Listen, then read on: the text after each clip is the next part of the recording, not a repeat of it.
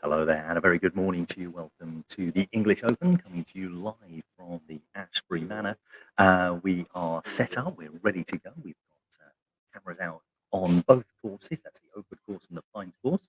And we're meeting up with our team in just a bit. You'll be hearing my voice throughout the day. I'm Rob Lamar, looking after you through today's broadcast. It's an absolute pleasure to be here once again and to be able to bring you this huge event. There are 19 countries involved, 153 players in total. And I've got Stephen Groombridge over on the Oakwood course. So I'm going to hand over to him right now. And he's at the tee box on hole number 1. So let's head over to him and see who's teeing off. Good morning, everyone. Welcome to the Oakwood course. Just staying silent there while Talon and Nia tees off on hole 1. This is the Oakwood course, so this will be the home for the men's competition today. The overs, senior plus, ladies and juniors are over on our Pines course, and Chris Hopton's over there.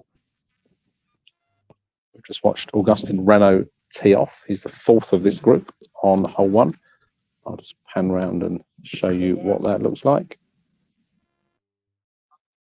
Thank you very much. As we can see, a lovely hole, nice long start to the competition there on hole 1. We've got a next group coming up, consisting of Gary Thompson, Greg Woodworth, Ben Clark, and Borja Calvo Sanchez. There'll be a few names, as I said, from the 19 countries that I'll try to get as close as possible on many of them. But as you can see, a nice long drive to start the day off over on the Oakwood course, which is where the men's competition is beginning. Today's round. Tough start for them on hole 1, Rob. Yeah, well, it's always tough to start off with a big kick, isn't it? You know, a lot of players like to ease into the game. Yeah, cold legs off the first tee, and as you can see, there's a big pond in front of us, just on the left-hand side in here. The wind is actually right to left today as well, and left is not your friend on the first hole. Par 5, it's 204 yards, but it's uphill all the way into a slight breeze, as I said, right to left coming back onto you. Out of bounds all the way down the left-hand side of the path, and obviously a water hazard as well. So the idea is to play up towards the right-hand side of the tree line on this first hole, let the ball drift back into the middle or left of the fairway, and then get that second shot as far up the fairway past the pond as you can. You might not be able to make it out from here, but the flag is tucked around the top right-hand corner of the green at the top. Just watch this group take their next shots. We'll see the next group tee off, and then we'll very high in the distance there. Yeah, so where that buggy is in the background, the tee is just about 10 yards to the left of that. Unfortunately, I think Martin Mexia there has dragged his second shot into the water. That's where you want to be for your second shot. So where that orange ball is, anywhere there or slightly left, with your third shot heading up towards the tree and the bunker up on the left-hand side in the shadows, that gives you a good angle of attack coming through. So we'll just watch Talon and Nia take his shot. Talon on good form, actually. He played this course last year. Went under par on one of his rounds here at Oak. Very good player on his day. Needs a bit of confidence and to relax, and he could do very well today. As I'm sure most of the players will be looking to start well. A lot of the talk here on the Oakwood course and about the Oakwood course is how tough it's going to be. I was asking a few of the players last night at the opening ceremony how they were going to play it and how it was going to be. And most of them are sort of saying how it was going to be, a low score that could end up winning the tournament. Very sort of par, or only just a little bit under par. So very tough Indeed. We've got our next group teeing off just here. This is the group of Greg Woodworth, Gary Thompson, Ben Clark, Roger Sanchez. See Ben Clark here. Talented group. It's great to see the mix of nationalities, as you said, Rob, here on the first tee in the group. The wind's picked up a little bit in the last hour or so. Had a lull this morning. Lots of rain and wind overnight, but woke up to beautiful blue skies with some threatening clouds, but nothing going to happen today, he said confidently. I think we're due a dry day today until the early hours of the morning, and hoping it doesn't last too long into Saturday. As we said earlier, so the men are on Oakwood today. They go over to Pines on Saturday, and then they finish back on Oakwood on Sunday. And the other categories are in reverse of that. So next group are now coming to the tee. Sean Rontry is making sure they've got their cards. Somebody's on live. They're all dressed appropriately. Oh, that's good to see.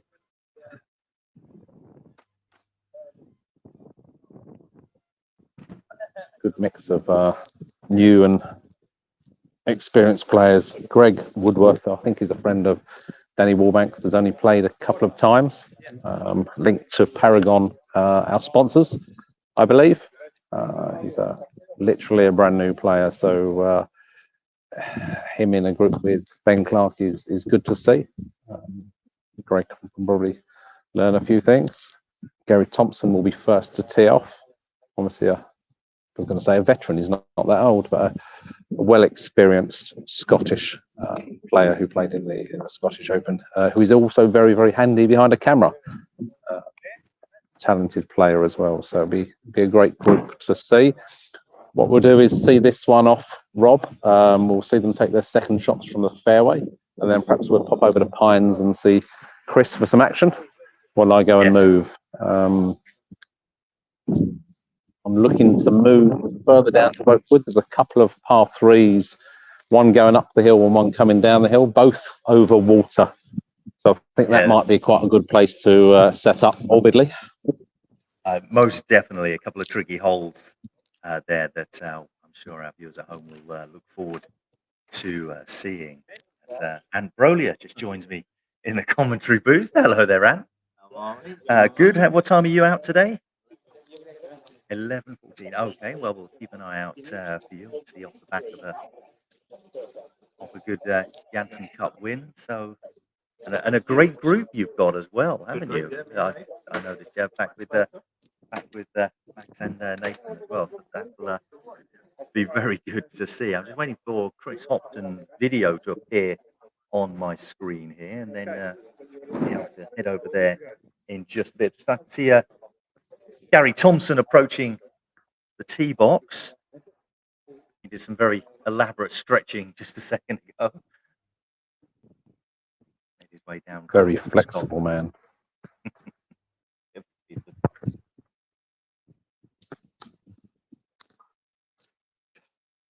Very sensible tee shot from Gary. He's just literally side-footed that past the red tee box, just to the short and right of the pond.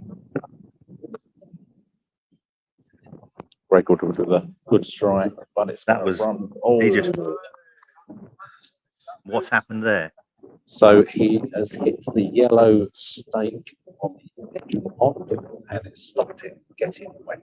Otherwise, he'd been in the sink. So he'll be able to remove that stake, and he'll be able to play it from where it lies. Ben Clark.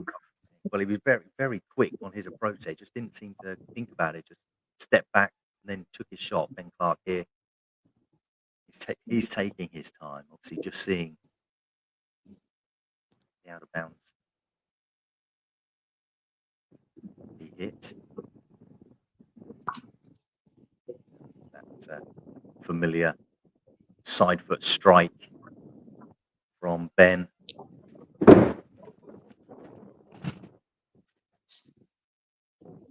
Very clean. And we will be heading up to the holes in just a bit. We just thought, as we were almost ready to begin, we've got a camera set up on the tee box. We thought we'd start off there we go. You can see the long stretch down here on hole number 1. Not sure if you can make out just to the right side of the pond. There's the yellow ball of Woodworth has actually knocked the stake, and the stake's leaning over slightly, so he's done him a big favour there. The other 3 spread out across the middle of the fairway. As you can see, that, as I said earlier, that the wind's picked up, so none of these balls are anywhere near as far as the groups from 2 or 3 groups ago. So it's actually changed more into our face here as we stand on 1 rather than a side wind, so it's going to be a little bit more difficult on 1. Once you get out to 2, 3, 4, they're running down right to left as we're looking, and the wind's certainly going to help once we get out around the corner. So we'll just stay here and watch these second groups, and then we should have an option to explore other parts of the course. There's a lot to explore on both of the courses here today, obviously the Oakwood and the Pines course, which we'll be heading over to just a bit. I've got Chris over there. You can see him in the bottom corner of the screen right now, but we'll head over there in just a second. In fact, I will leave Steve now, and we'll head over to Chris. Chris, are you there? Hello, Rob. Can you hear me?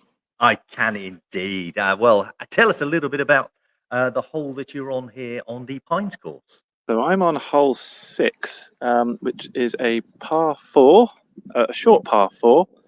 Pines, a lovely course, probably the more makeable course in terms of scores. Over on Pines, we've got the seniors, the women, and the juniors all playing. In this group here, this is Umit Errol with a left foot shot. That's a very nice shot, actually. He's left that in a very good position. This is a really good group, actually. We've got Umit, who's just played. We've got Glyn Cook, Colin Murray, and Derek Mills. So as the senior category goes, this is pretty packed. That's definitely one of the more sort of higher ranked senior groups that we've got out on the course. The ball that just gets marked. You can see the green area. Now the bunker there just to the right hand side, but everyone will sort of play around that if possible. There is a bank, it just ventures to that left hand side. It's about getting the weight right here. And that's very close to the edge of the green. Because if it does drift past the green, it will actually go onto the golf green and then just carry that little bit further. As you can see just down there, it could end up all the way down there because the ball does tend to roll once it hits that golf green. So it's about getting this weight right, getting it as close to the bunker so it can bend in as much as possible, or at least give you a chance of putting. As you can see, the first 3 in a very similar position here. All of these players have played this hole pretty well so far, I've got to say. It's going very well, isn't it? They're all doing a very similar job.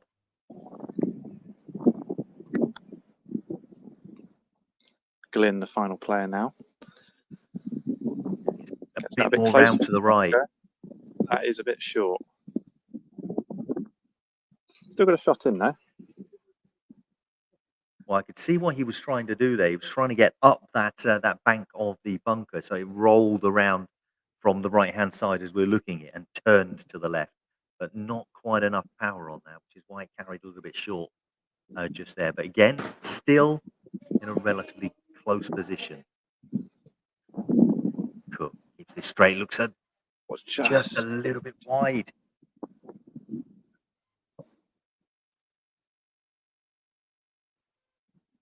Now, if he sees the others putt from here, he'll regret that because that was relatively straight and it stayed straight for him as well.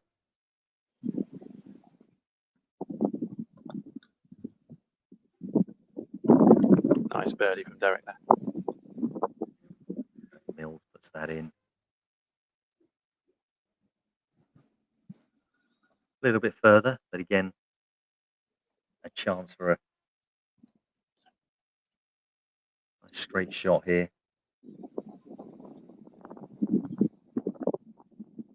From Colin.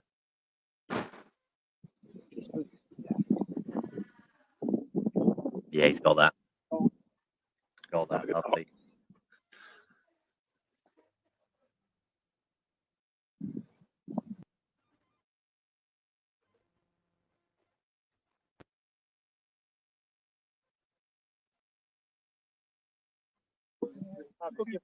Oh, unfortunately, we seem to have Am I back? lost our camera there. You've just gone you've just gone vertical for some reason. Yeah. We might have to Yeah, do a sorry about that. little reset on the camera just there. I think I know the reason that happened. We'll be able to hopefully get Chris back. I think we've done that. Yes, there we go. He's managed to get that. Sorry, I've got all my my gadgets around me here in the commentary booth in the studio, I should call it, here for the English Open. So I can now head back to Chris. He's over there on the Pines course. There we are. Chris, got you back. Sorry about that. Like technical hitch, but just in time to see another group teeing off. Let's just refer to my handy guide to see who we've got. So this is the group I can tell you. of... Oh, thank you, Rob. So I can tell you as well. It should be Oliver Baker, William Morrison, Paul Hammond, and Roberto Ghezzi. Paul Hammond is about to tee. There we are. Just down there. Now you can see most of the players will play down almost quite centrally, as you can see just here. You can almost see the worn path, that worn bit of the fairway where most of the players are going to be playing. Yeah, you kind of, if you go straight into this rough here, as you can see, Paul's kind of touched that, and that's killed the pace on it, as has that ball. But the other two here carried that fairway all the way, and if you do follow that line, you get rewarded. Very close indeed. Then it's nice across. Now, as we can see, we were talking about the wind over on the Oakwood course, but as you can see, the flag not moving much here on the, and then obviously that's the cue for the flag to move. But not too much. It's actually looking quite good. The players over here, a little bit more shelter, a bit more trees around over here on the Pines course. But this is a one little of those bit more sheltered, Rob. Just moderate shelter. Well, this is one of those holes that you don't need to put the ball in the air. It's just a big drive along the ground, so it's not really relying on combating against the wind on this. Yeah, and you can't really see it. I can't really see it on the flag at the moment, but there's a slight wind kind of coming towards the camera direction. So at least that's almost a favourable wind.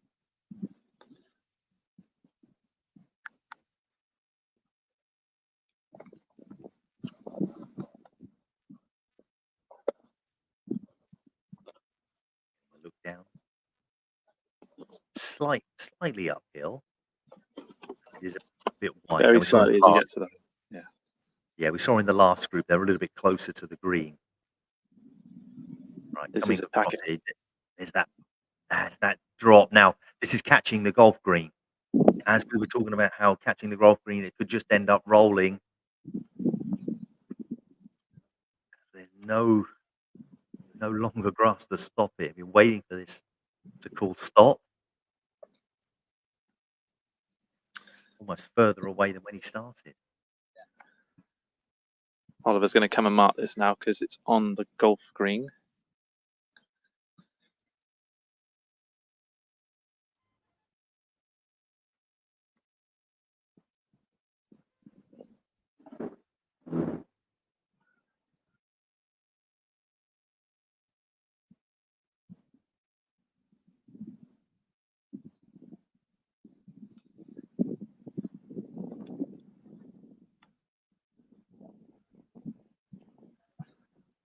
I think it's a tricky shot from there. I don't think you can do a great deal more than that because of that bank on the bunker.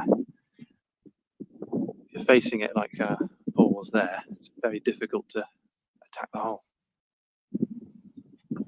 It seems to be how most are playing it. Over that way. Now, towards the back of the green here.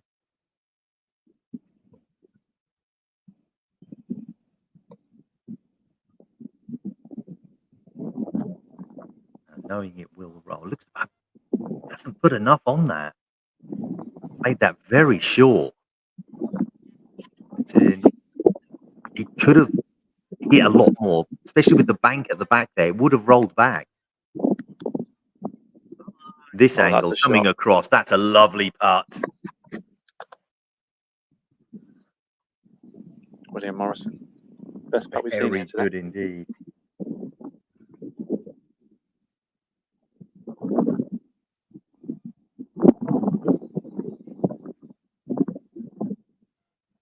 To the right hand side. No real turn there. It's quite flat coming from that angle. Got to get the approach straight.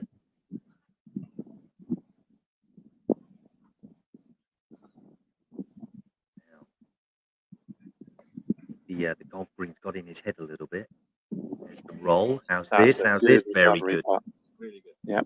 Needed that to go in. Superb.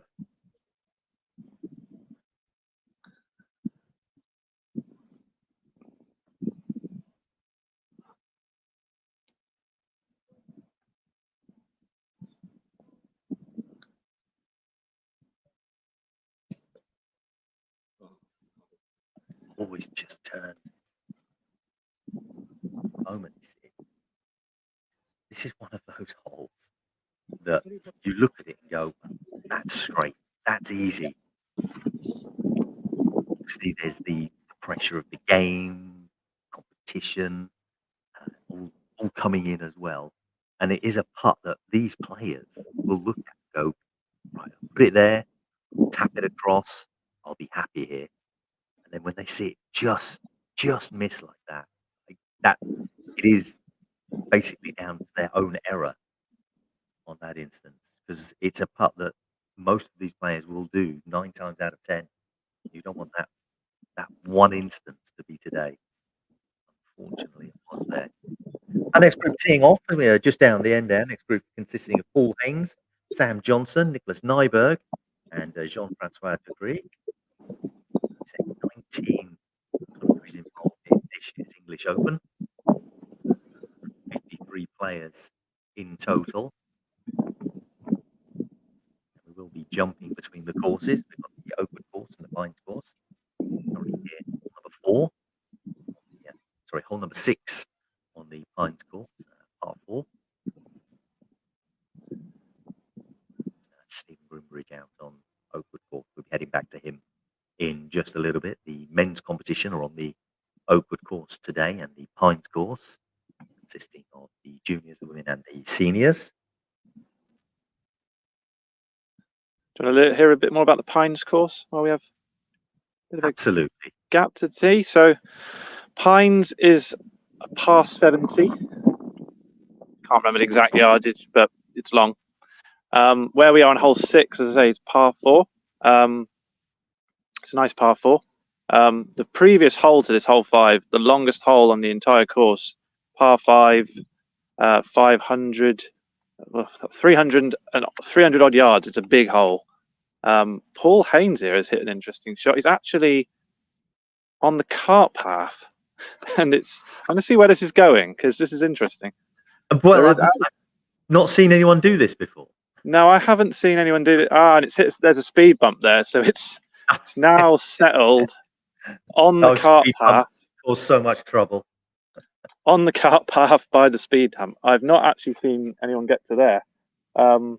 It's certainly not an advantage, because immediately here you have a horrible bunker.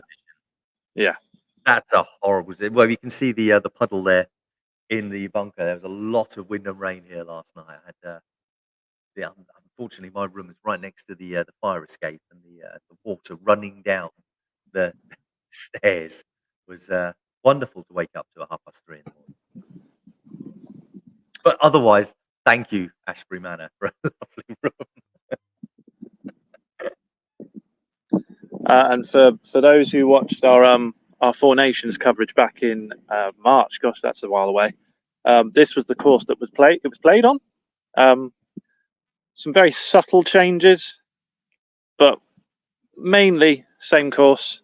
And it was, I think, just over here where where we did the announcement that England had won the Four Nations. So It was, yes. Yeah. Over on hole 17. Which is basically, just the other side of the trees there.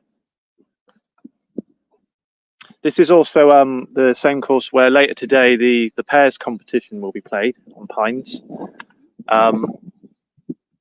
That will be 18 holes, and then the top 8 will have a bit of a shootout around holes 1 to 7, and then loop back 17, 18 to keep it on the front end of the course. Should be an interesting competition later today. It's gonna be fun. Yeah, look forward to seeing that. Well, as we can see, we've got all having a look. I really want to see how this is played out. I've got Stephen ready over on the open course, but we'll go to him in just a short while because I really want to see the next group come through after this. Got a couple of the ladies coming through in our next group, so we'll stay and see those through with you, Chris, before we head over to Stephen. And of course, I want to see how Paul plays this from the cart path. Yeah, I recommend we watch this group to a conclusion, and then we'll switch to Stephen. It looks like I've got a bit of a gap after this. Is there a gap? Okay, then. A bit of a gap. They're only just teeing off on the start of the 5th, and that's a long. Right, yeah. Right. Well, we'll catch up with the ladies a little bit later on then. On that. Wow. Okay. Here we go. Oh. Do you know what? I think that's okay. I mean, well, he's given himself a look, hasn't he? I think he's got a line. I think he's got a line in, so I think that's. I mean, if I'm being picky, maybe it would have gone a couple more meters, but I don't. You can't be too disappointed with that.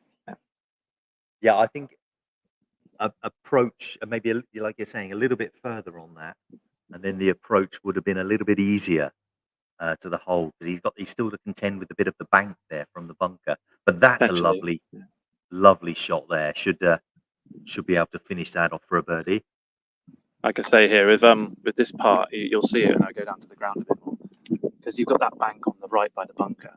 Taking this on directly is always going to push it left towards where Sam's ball has gone.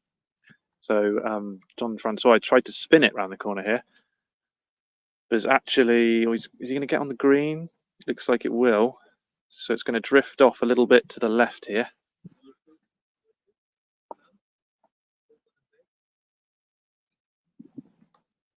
It's still going. All right, there we go.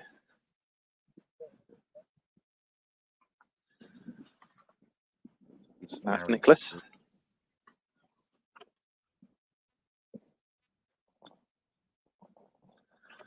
Oh, this is nice. That's a great effort. Good.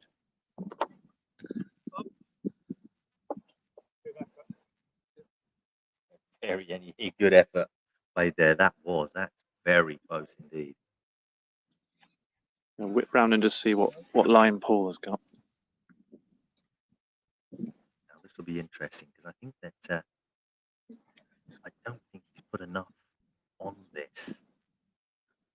That's not too bad. No, it's slightly better. It's slightly better than I thought, but there's just that. He needs this to turn a little bit. I don't know if he's got the legs on it. Played it short again. Yeah, I think I can understand that. Yeah, maybe the risk of catching that slope on that hill just put him off.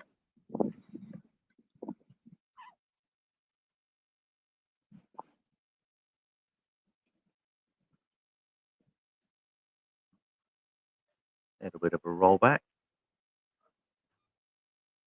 Good option from there.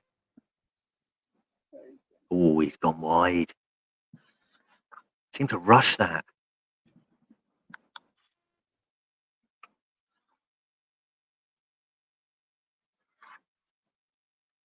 Okay, it's gonna be Sam now.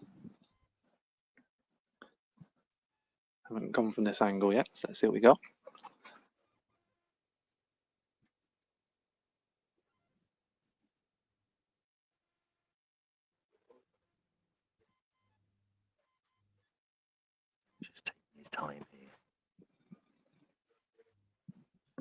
Sets it up. That's nice. There we go. Very nice indeed from Sam Johnson.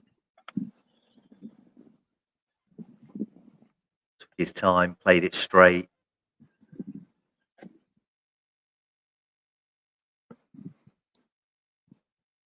Oh. A hole to forget for Paul Downey.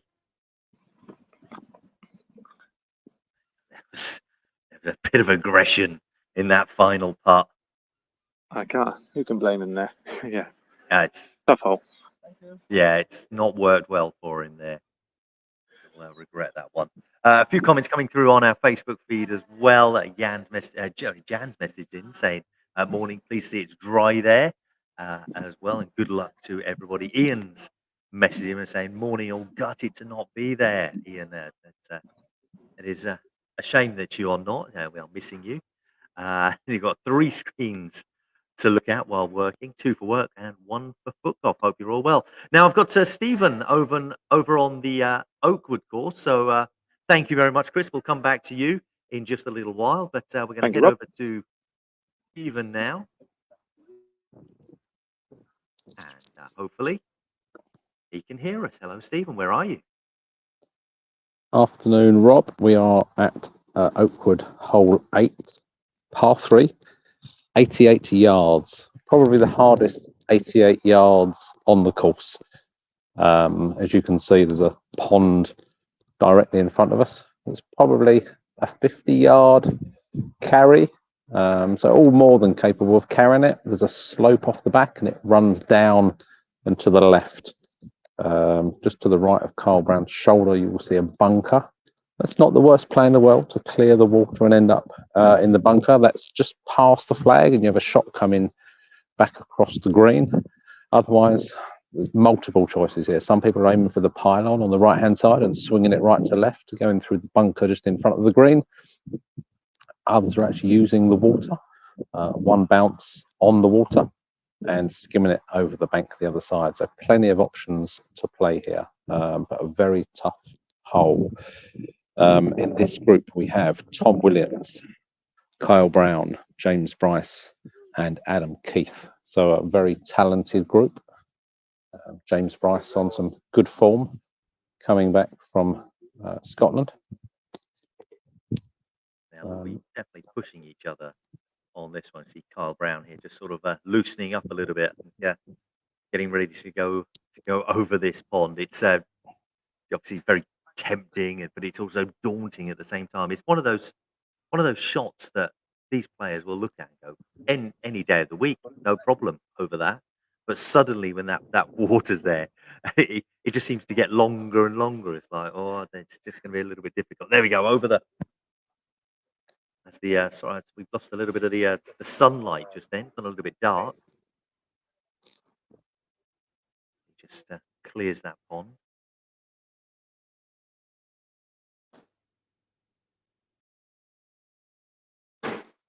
Yeah, unfortunately that one's picked up pace off the bank on the far side, not slowed down in the bunker, raced across the green and could be down the path on the other side. Tom Williams, very sensible.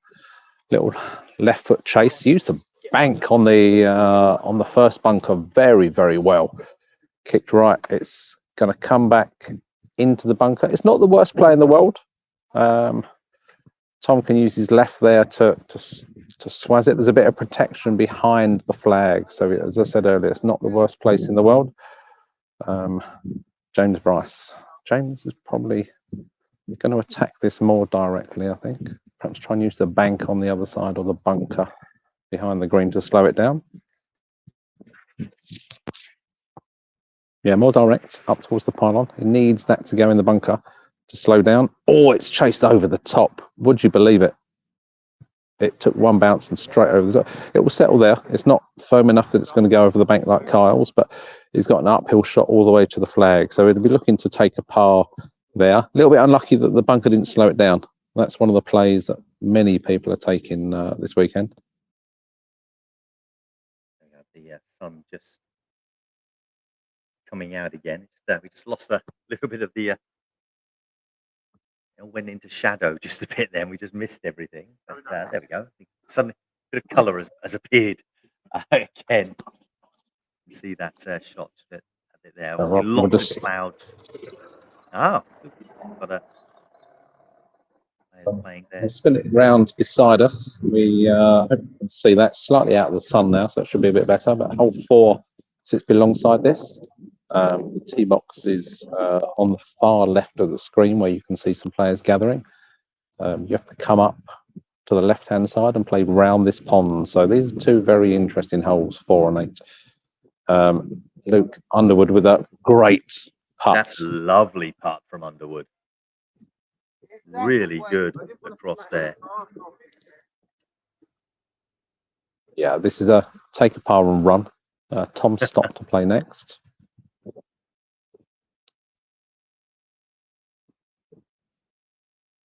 Lining that up. Always played it short. Yeah, it's not a bad play here, Rob. That one. If you get it at pace to the hole, it could run off into the lake. So it's not a bad play.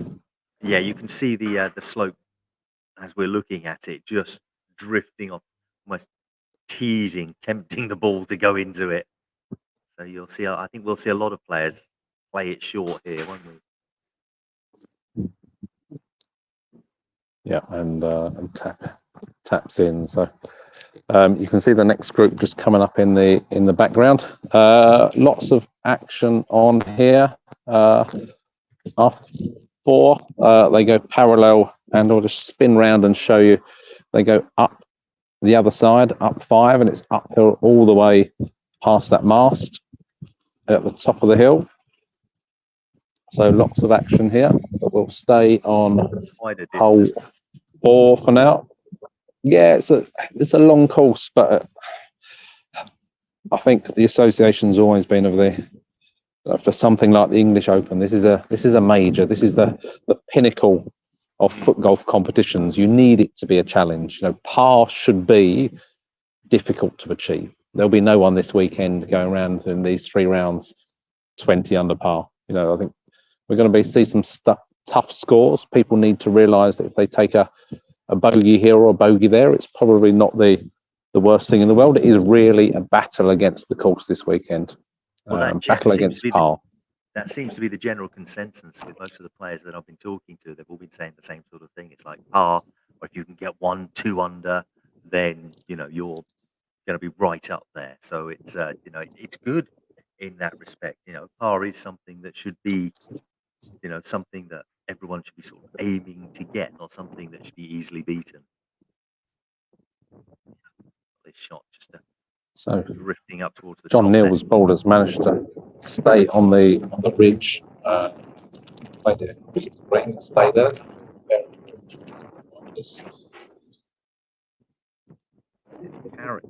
So you see a lot that's just coming around the edge here, into that pond, because one's playing around it. Nobody's risking trying to play it over it. You know, you've got to be sensible. You've got to be. It's the first day of competition. Today's not the day to try and win it, but it's the day to stay in contention, learn the course, learn the nuances, isn't it?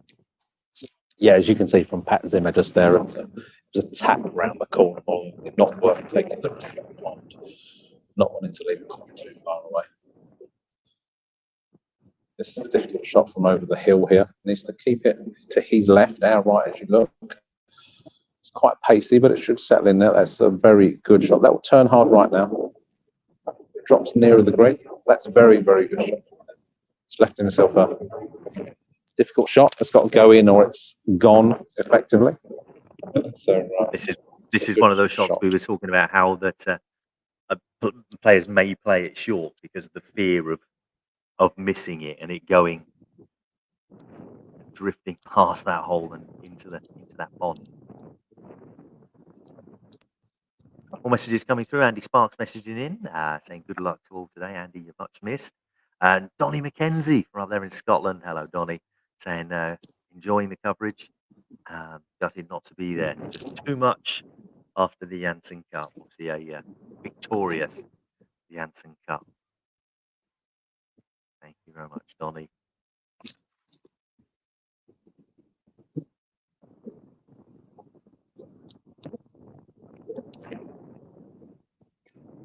John Neal with a Not sensible shot there. It's an easy attack in to finish.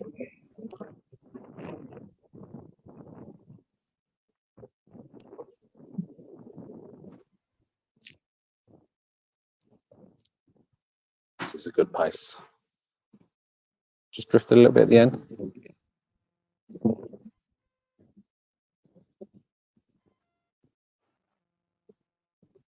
Tap in to finish. Right, Pat Zimmer. Played this hole very well so far. Needs to get this one in or close. Just doesn't want to go right of the hole. It's gone straight at it. It's just drifting, and it's hit the right hand lip. He did a little bit more. It's a little bit more cuter on that one. I say, as you said, Stephen, he went straight at it, and when he needed just to play to the side. Right, back round to hole 8. Tom Wood. Just the outside of the right foot there. It's just dropped into the bunker. It's not the worst place to be for Tom. We've got Jan Roger, Anthony Eastman, Bobby Hopkinson in this group as well. Jan. Jan, obviously. That didn't come out, did it? No, I think unfortunately that's just buried in the reeds on the back, or is it just dribbled over the top?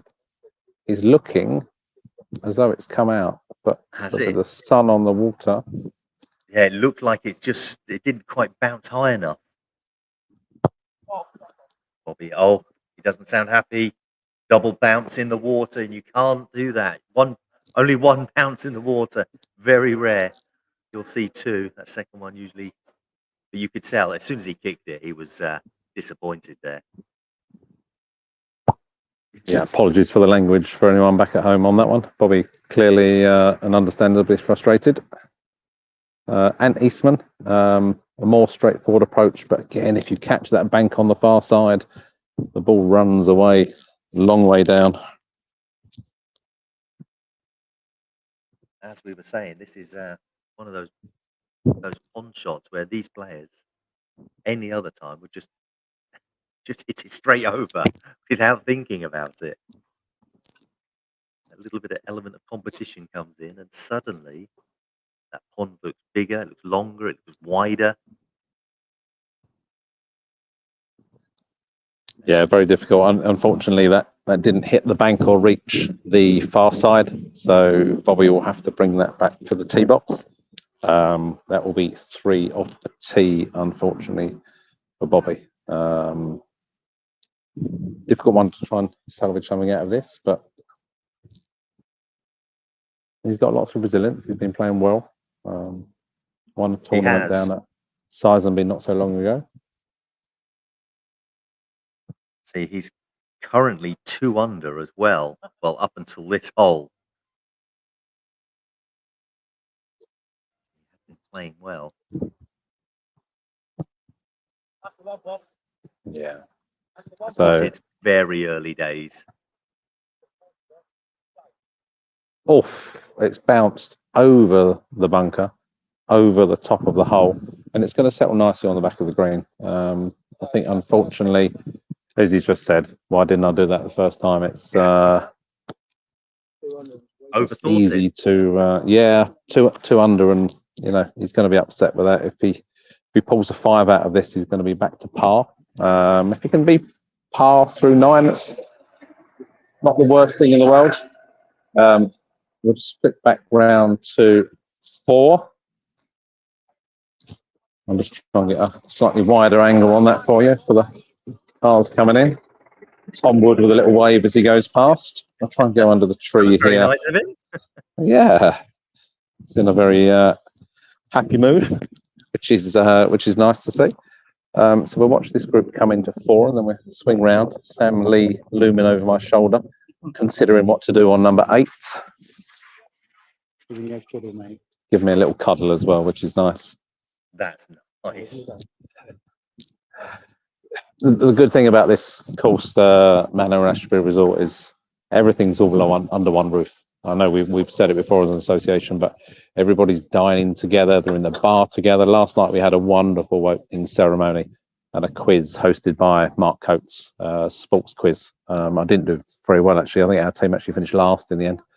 But And your that's team not the name point. was?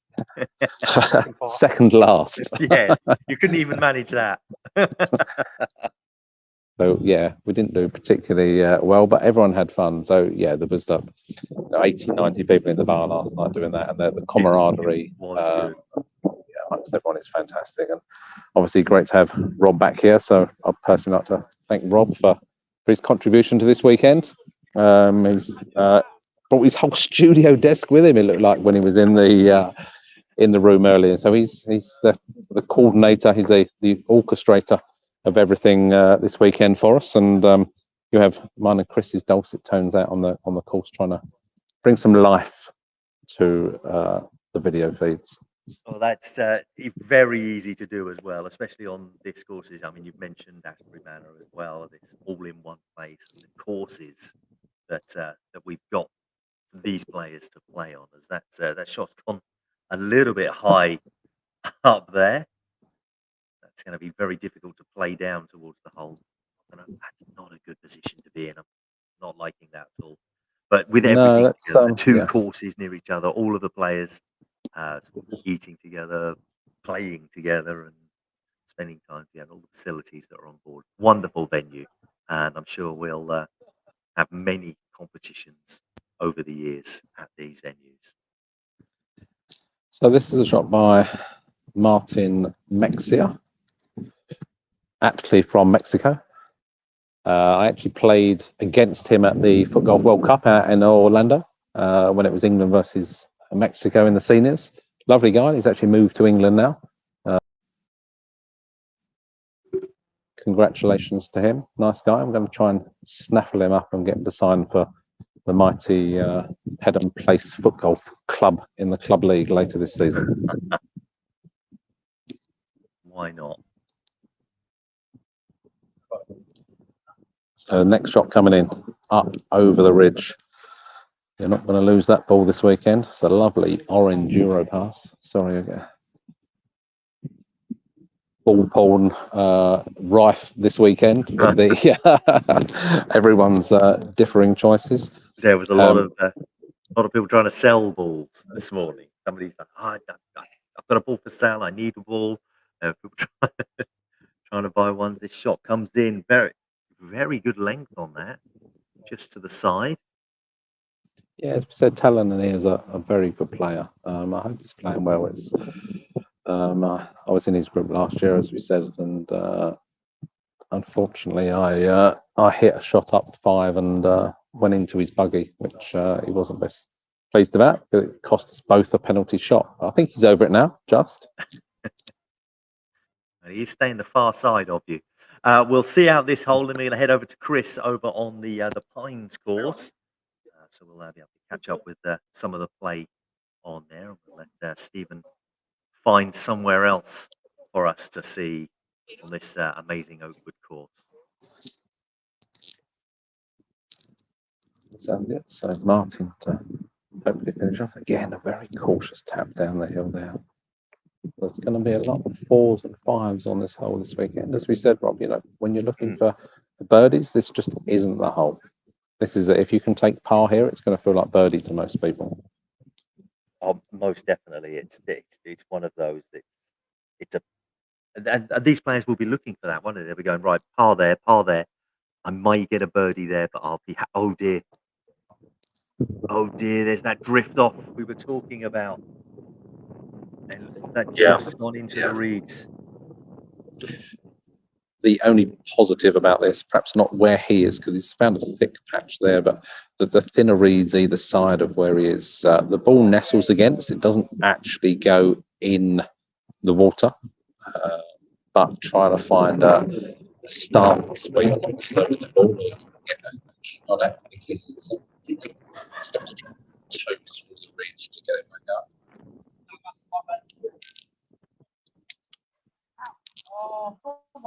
Oh, Sam Lee. I just had to pan away onto 8. Sam Lee with an unbelievable tee shot on 8. Didn't catch the tee shot, but it did what we said earlier, Rob. It run through the bunker, slowed the ball down, up over the ridge and run just past the hole. And he's probably left himself a 10, 12 metre or less pat back up the hill. So that's ideal for Sam. Right, we're going to head over to Chris now. Stephen, I'd love it if you could actually go to the other side of that pond so we can see how some of these shots are coming through, and we'll come back to you in just a bit. All right? Sounds good, Rob. Thank you very much. Okay, thank you very much. Chris should be over here on the Pines course. It looks like you're still there on hole number 4. Is that right? Yeah, still on 6 at the moment, Rob. Sorry. Yeah, still on hole 6. I'm actually just going to take a very little wander over to the left here because we've got 17 over here as well. So we can just see a couple of shots from this group before we catch the next group on 6.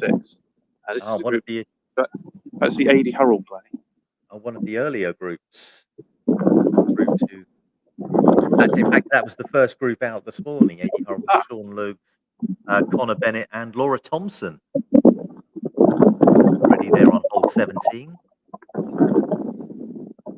bit of a... reduce that wind noise for you. There we are.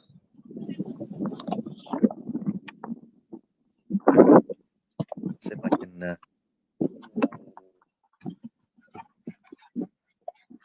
Connor has fortunately plumbed a tree. It's practically come back to where he's at. Now Laura Thompson, her current scores up to, this is hole 17, up to hole 15. She's currently 3 over. Currently 3 over after 15 holes. I hit that is. Thumped that. Gone some way, hasn't it? That was Sean Louise from America, who was featured in the Youngster Cup team at the weekend. Thumped that on the other side of the cup path. He's given himself, might not be able to quite see it, given himself a look at the hole. Laura Thompson plays it wide. We're going into wind now in this hole, so 17 is definitely playing trickier. And over on 6, someone's gone down the cart path again. Oh, really? Yeah. Well, something we've never seen. And this time it's gone over the speed bump. It's currently heading towards where we parked our buggies. And wow, it's wedged under the buggy. I'm going to let Head Marshal Alex Hill sort that. Never seen anyone do that on that hole. I'm afraid we're getting a lot of wind noise from your microphone there, Chris. Yeah, sorry, we've got a big gust here. Come back to 17. Follow this group.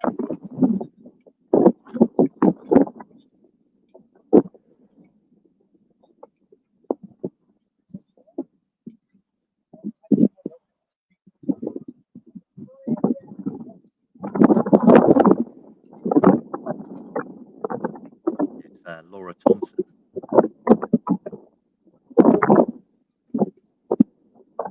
A shot. Just got a lot of wind coming through there from Chris. Lovely turn on the ball there. Just carried round to the right-hand side. Oh, she's thrown her arms out. That's the angle was correct, but the power, she's put so much on that. And that has, well, that's going to go. There's a huge hill on the other side of that flag. And that's gone a long way for Laura Thompson.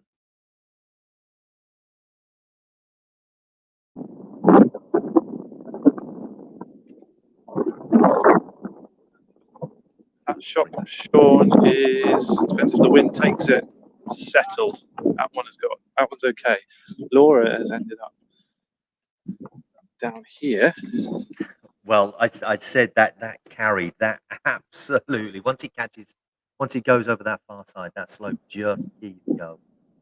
Yeah, you had to mute me there. We had some serious gusts. Yeah, I do apologise. Thankfully have died down now, but it was one of those gusts that kind of took Laura's ball down here. But she did put a lot on it. Get up. Needs to get up. It's sat. Thankfully, that's sat.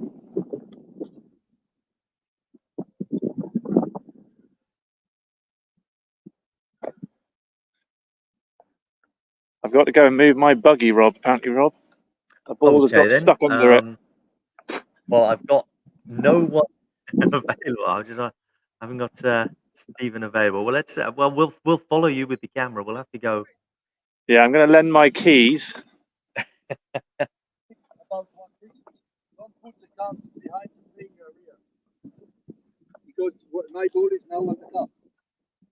So give that to. Okay, Okay. Think about it.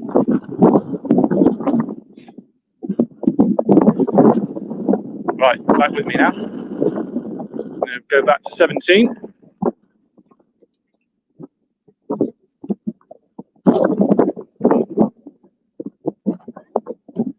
Sorry if you get a bit of wind again. Getting a gust down here. Do be very careful. We saw Bobby Hopkinson just a short while ago over on the Oakwood course. He was 2 under, dropped down to evens now, unfortunately for him, after that hole that really didn't work for him as well. We've got after 9 holes, Kyle Brown and Adrian Burns. He's just gone out. He's only done 2 holes, but after 9 holes, Kyle Brown currently leading on 2 under. It's the very early scoreboards I'd give you in the men's competition. While we watch this, I can give you the female competition after 2 holes.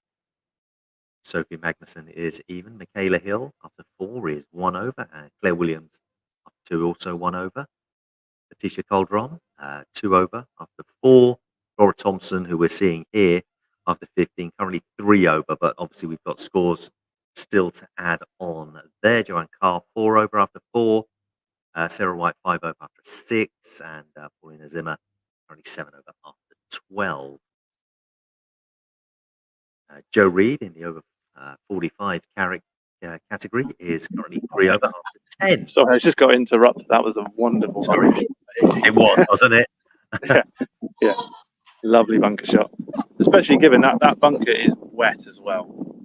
Even where the puddles aren't forming, it's a pretty soggy bunker. So to get the there was a lot of rain, wasn't there, last yeah, night? very good shot. Did have a message that finally Laura gets out from there, but a couple of messages coming through. Neil, as that message is going, he's moaning his ball under the cart. He should have played a better shot. Well, I suppose that's one way of looking at it. Nobody else has hit that cart all morning.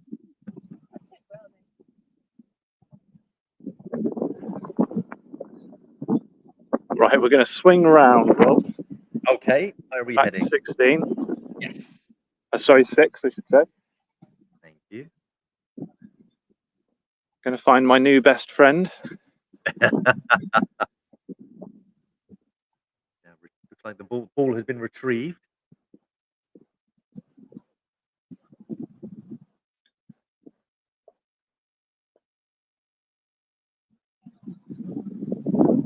Just as we walk there, you can see. I mean, we've just talked about 80's bunker shot. You look at the bunkers here. There's a lot of moisture. There was a lot of rain overnight. The course drains really well.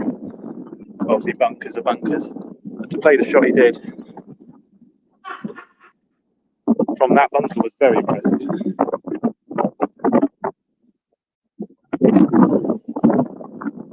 So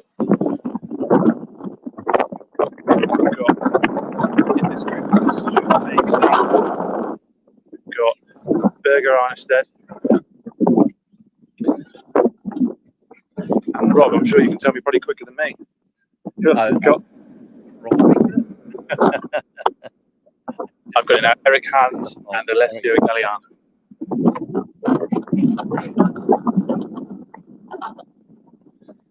all four players are spread far and wide here.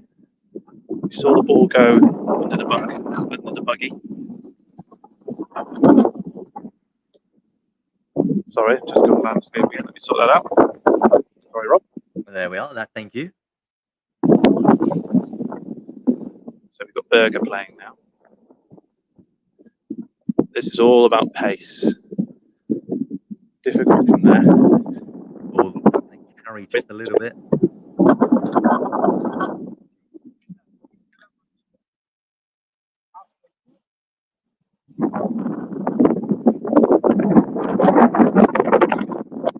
Stuart Pace. Your microphone to reduce that weak noise if we can. Okay. We'll look into that. Your ball just, your buggy just, they just hit your buggy. Yeah, yeah. No. What's happened? So it went down the cart path. Who is it playing the shot? Sorry. This is Eric. Okay. This is Paisley.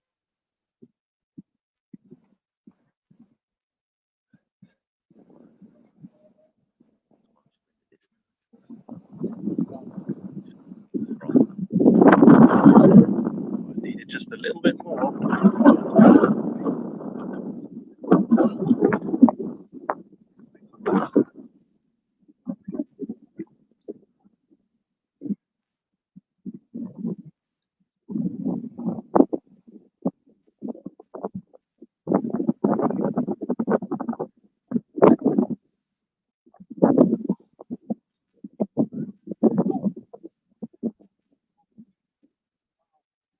Needs to settle. I think it is. Very tricky once it hits that golf green. It does tend to. The side of the toe.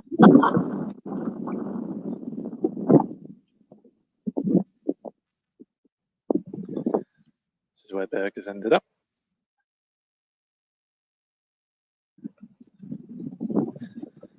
It's going to be Alessio to play now.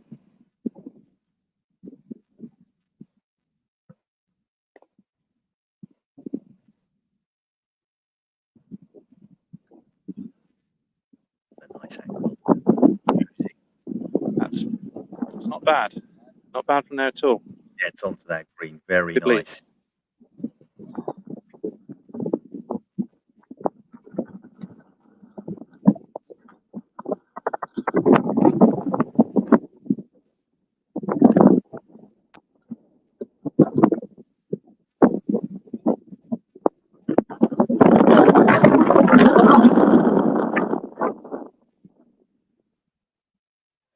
This group. Norway currently 3 over. Up with the other scores. Looking sharp. Oh, wow. Really What nice. a wonderful hit that is. Across there. That's a great shot you've got there, Chris.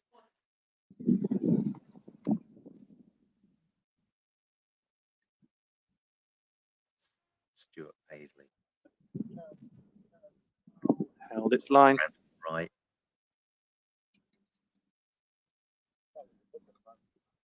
That's a new ball. He was looking for a ball this morning. He was one of the players looking to buy a ball. Almost borrowed the one out of the back of my car for a minute.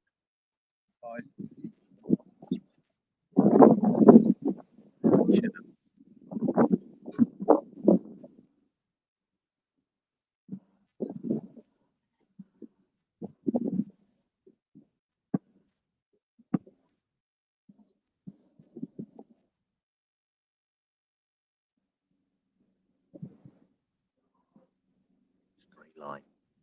No drift.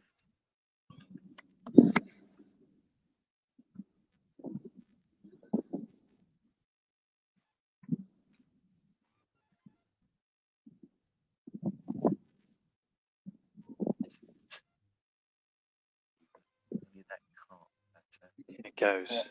That path, you've got trouble all the way.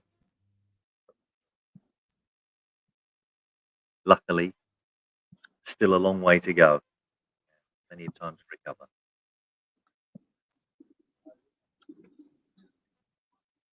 Now, next group should be Right, coming we'll through. stick around here for a little bit longer. The group we saw on 17 are flying along. I mean, they're the first group out. They've absolutely flown around. Looking like they're going to be done in less than 3 hours. Really good. Very nice indeed. They'll be, oh, look at that, before midday. Incredible. They'll have Plenty of time for lunch.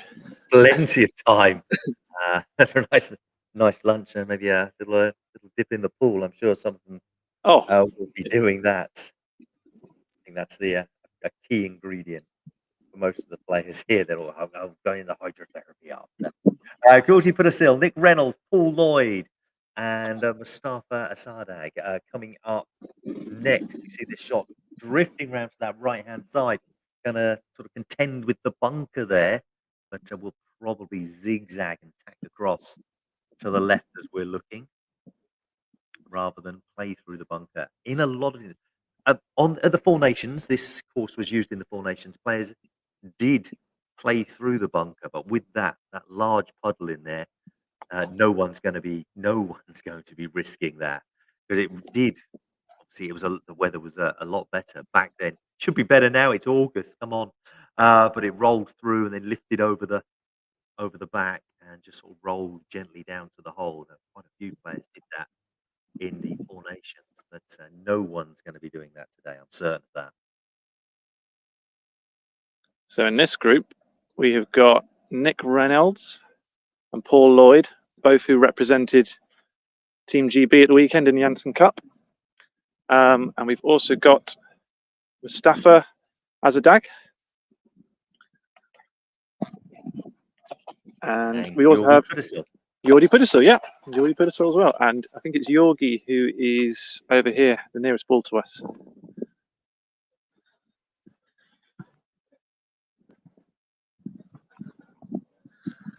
I'm interested to see what he does here. I mean, he's got one of two options in my book. You either play a safe pass to kind of this area, and at least give yourself a chance at birdie, or you might try the old swad shot and try and get a bit of a bend around the bunker.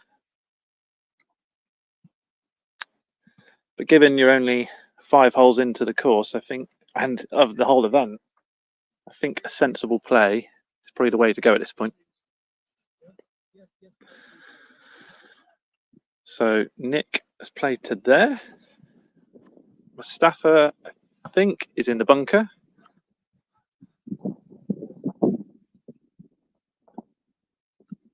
And now Paul Lloyd's going to play.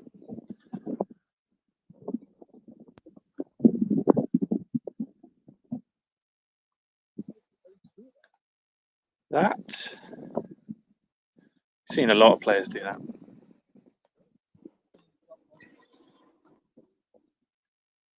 Sorry, let me get you the right way around again. There we are. Thank you. Sorry about that. Yeah, a lot of players are ending up there because of the bank of the fairway here. The staff out the bunker. I like this. I like this a lot. I really like this. Good Just weight a bit on too it. much pace. That's all it was. That's a shame because I really like that shot.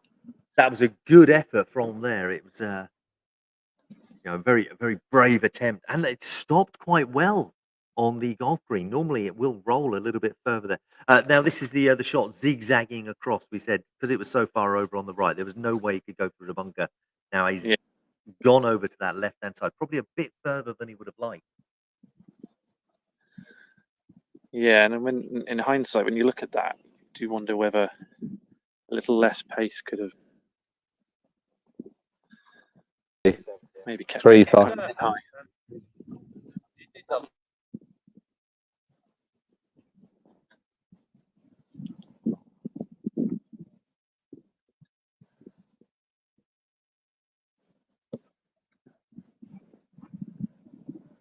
Just no turn. Good effort. It turned after, didn't it?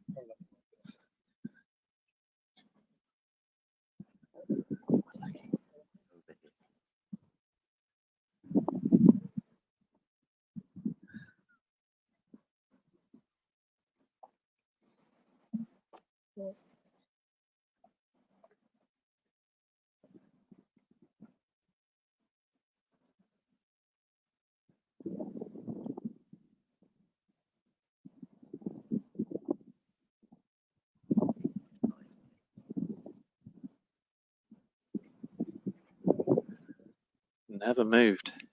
That Held just its line. stayed straight, didn't it?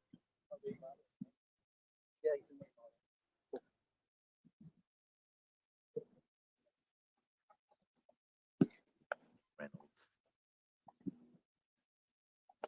finishing off just there.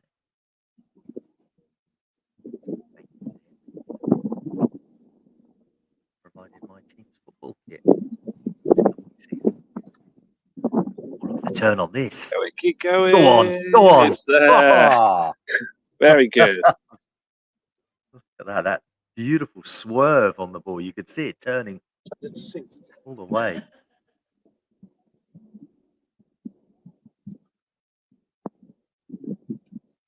Oh, is it going to roll back? No. Ah, All the way there. that cursed lip out. That's just a little bit unlucky from Paul. Close indeed. Right, more groups coming through. Looks like we've just got a problem there. I think I've got Stephen Grimridge over on Oakwood ready. So I'm going to head over to him now. Yeah, that's perfect. Chris, thank you, Chris. We'll come back to him in just a short while. Stephen, there we go. We got a flag fluttering in the middle of our screen here. Which hole are you on? Hole 11, Rob. We moved a little bit further up the course. Par 3, one of the shorter ones, but very, very tricky. James Bryce has just come off the tee. He's going to be very lucky if that stays there and doesn't go out of bounds, unfortunately. There's out of bounds all the way down the left hand, their left, our right as you look. And that has stayed in bounds. Now, I'm just going to mute myself while I shout back. He's just shouting that just so they know exactly that. Yeah, he's just gonna run down and mark it. Unfortunately, the group before Justin Yeats played off the tee, and it run down this gully where James Bryce has played, and it went cut through the short rough and out of bounds. So he was playing 3 off the tee, 5 off the tee, and then 7 off the tee. He went out of bounds 3 times, unfortunately. It's a bit of a killer. This is almost the perfect line, but it's probably not far. You need to come past that. It's got to have a chance of going in. Oh, just through the back of the hole. That was very unlucky. That's the play. The play is to keep it high up this side and perhaps even come in behind the hole here. Yeah, it's going to naturally turn, isn't it? Yeah, anything short of the hole, and you're risking running out of bounds all down this side. So this needs to stop on the plateau at the top. Otherwise, that's gone. That's perfect there. So second shot's in again. If you're anywhere around this, just past and in this bottom corner here,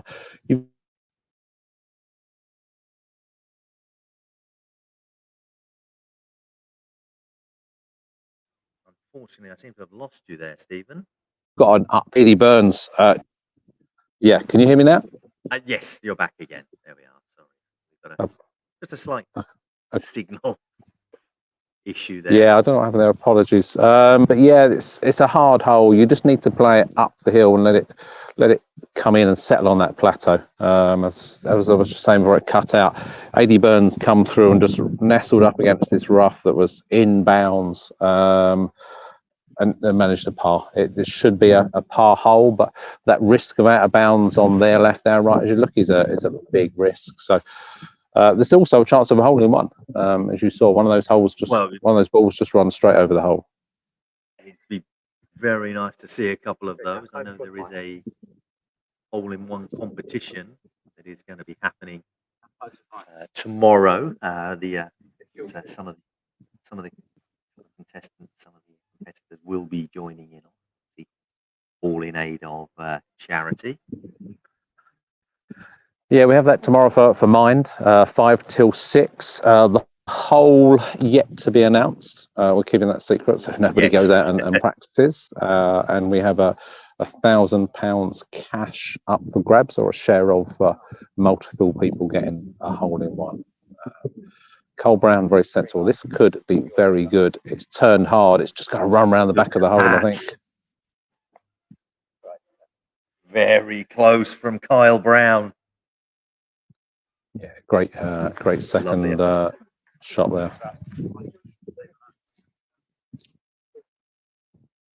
And Kyle Brown currently even par after the first 10 holes.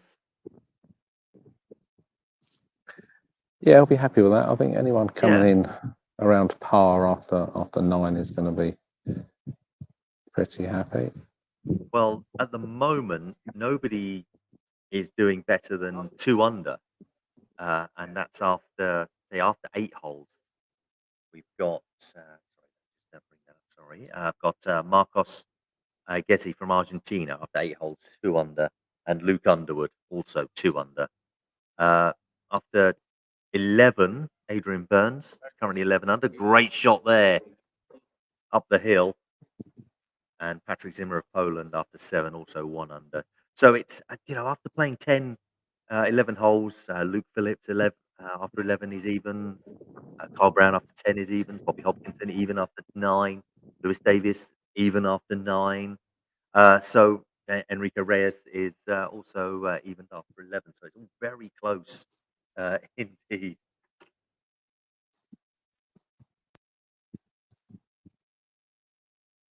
Tom Williams finishing off there for a par. James Bryce, par putt. Oh, just keep an eye where that you played that from. I think you're okay. Just check the stakes for us, please.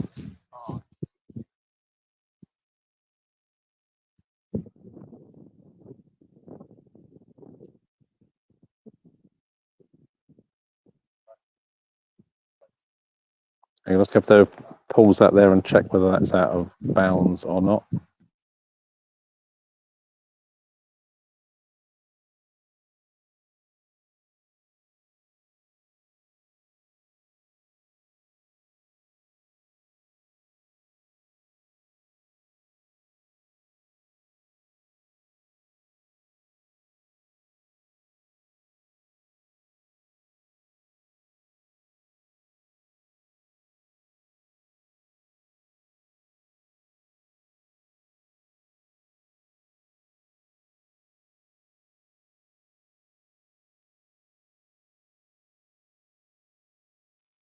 Sorry about that, Rob. Obviously, as well as filming and commentating today, we are marshals. Just needed to make a judgment call there. James Bryce's ball hadn't wholly gone past the white stakes. It was still in line with the white stakes. So we were good to play, and he finishes the hole.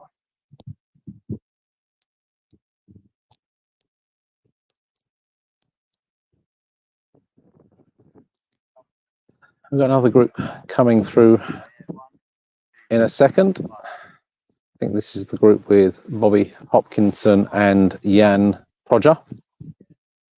And Tom Wood first on the tee again. I think we saw that back on 8. So 3 holes later, Tom Wood still teeing off first. A good sign for Tom.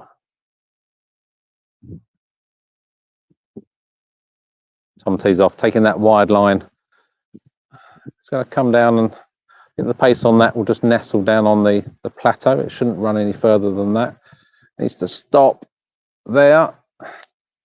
Just going to go and mark that ball. It's not on the green actually. Nobody's asking it to be marked, so we'll leave that there.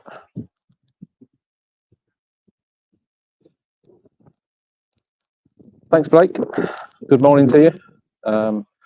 The course is in absolutely unbelievable condition. The rain overnight probably helped. The sun's out today. Those that know me, I've got my cap on and a bit of suntan lotion. It's that sort of weather.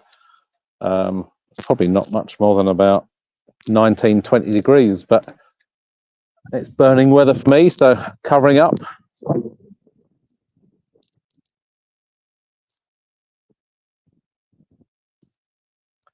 Hope you're finding the coverage enjoyable back at home.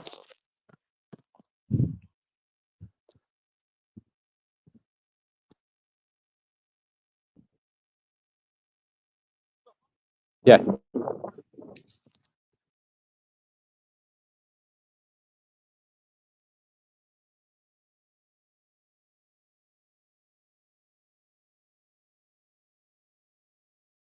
Apologies to Tom Woods. He was giving me a little wave from the tee to mark, but he needed to bring his buggy up anyway. So Tom comes up and marks. Bobby Hopkinson gone a little bit straight. Oh, if this doesn't stop, it could be a little bit of trouble here. It needs to stop, otherwise it's going out of bounds. Unfortunately, that is run out of bounds. That's tough luck for Bobby. We've seen him in the water at 8.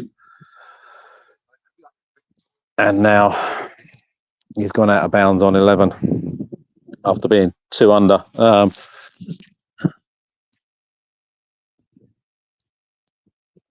It's a time to forget at the moment for Bobby Hopkinson. That will go back to the tee. Just checking, Rob, you can hear me loud and clear?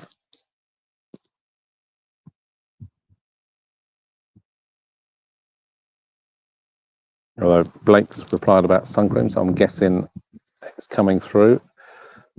This one looks okay. If you're going to be short and you can't reach the flag, that's where you want to be, on that little plateau there. Yeah, Bobby just confirming it. It's definitely back to the tee. He's gone out of bounds. There is no line of entry here.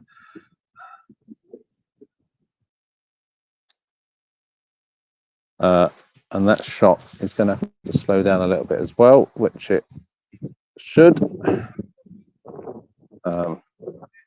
Bobby Hopkinson. So just back to the tee on this one for Bobby Hopkinson. And we'll see where this one ends.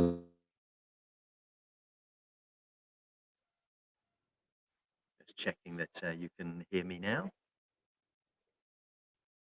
Loud and clear, Rob. Thank you. We'll just wait for Bobby to take this, and then we'll pick it up again. Yeah, I was having I had a microphone problem and it just cut out. I just had a comment come through saying, what group is this? We'll give you the group. It's Tom Wood, Bobby Hopkinson, Jan Prodger, and Anthony Eastman. The group over on the Oakwood course, the men's competition. So we'll see.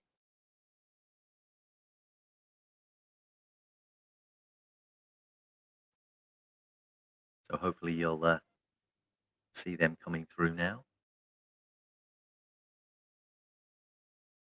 Already had Bobby Hopkinson go into the out of bounds. Playing again. We've got this next shot. Looks like this is going to hold up, not carry.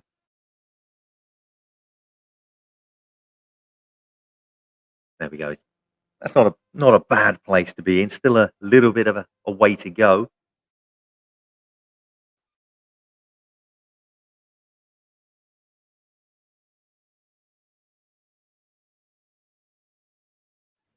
There.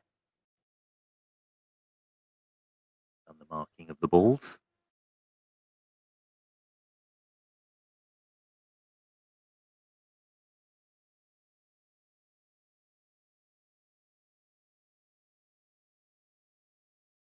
Yeah, markers.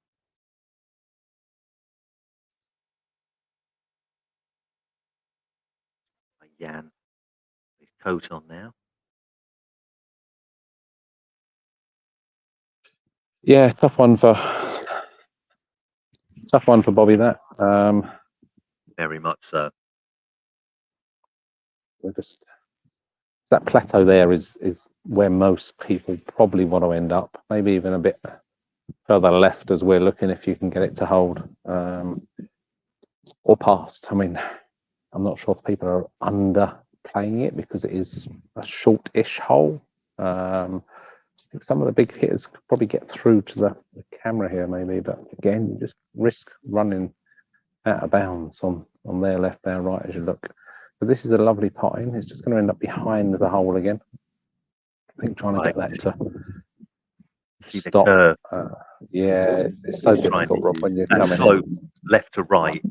It's just judging it.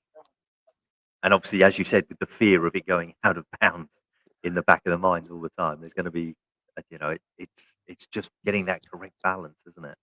Yeah, I didn't. I'm not sure if I got Bobby's shot on 8 or not, but he's gonna hate me if I've got 8 and 11. Yeah. Both going in, but and You know Eastman he's going to just blame shy us. of a little bit of pace. Yeah, he stood beside me now, shaking his head, but he's still got a smile on his face. You never see Bobby without a smile on his face, so that's really good to see. Absolutely, it really is. But Anthony Eastman taking his shot there. Here's Jan lining it up. He's seen one go wide on the right, one and round on the right, trying to get that turn. Very close. It's turned early. It was such a good line. They needed one more roll probably of length to turn in, but if you're going to leave it short, leave it under the hole, and Jan tidies up nicely. I'm just going to give Tom Wood his ball back that I should have marked earlier. Hey, you know, it's it happens. We've got Chris. I can see trees with Chris at the moment, and Cedric Bono is watching. Hello, Cedric. I hope you're well. I haven't seen you for a while. I'll see you again very soon. Yeah, good to hear from you, Issa. Hope you're well. Tom Wood finish up, followed by Ant Eastman.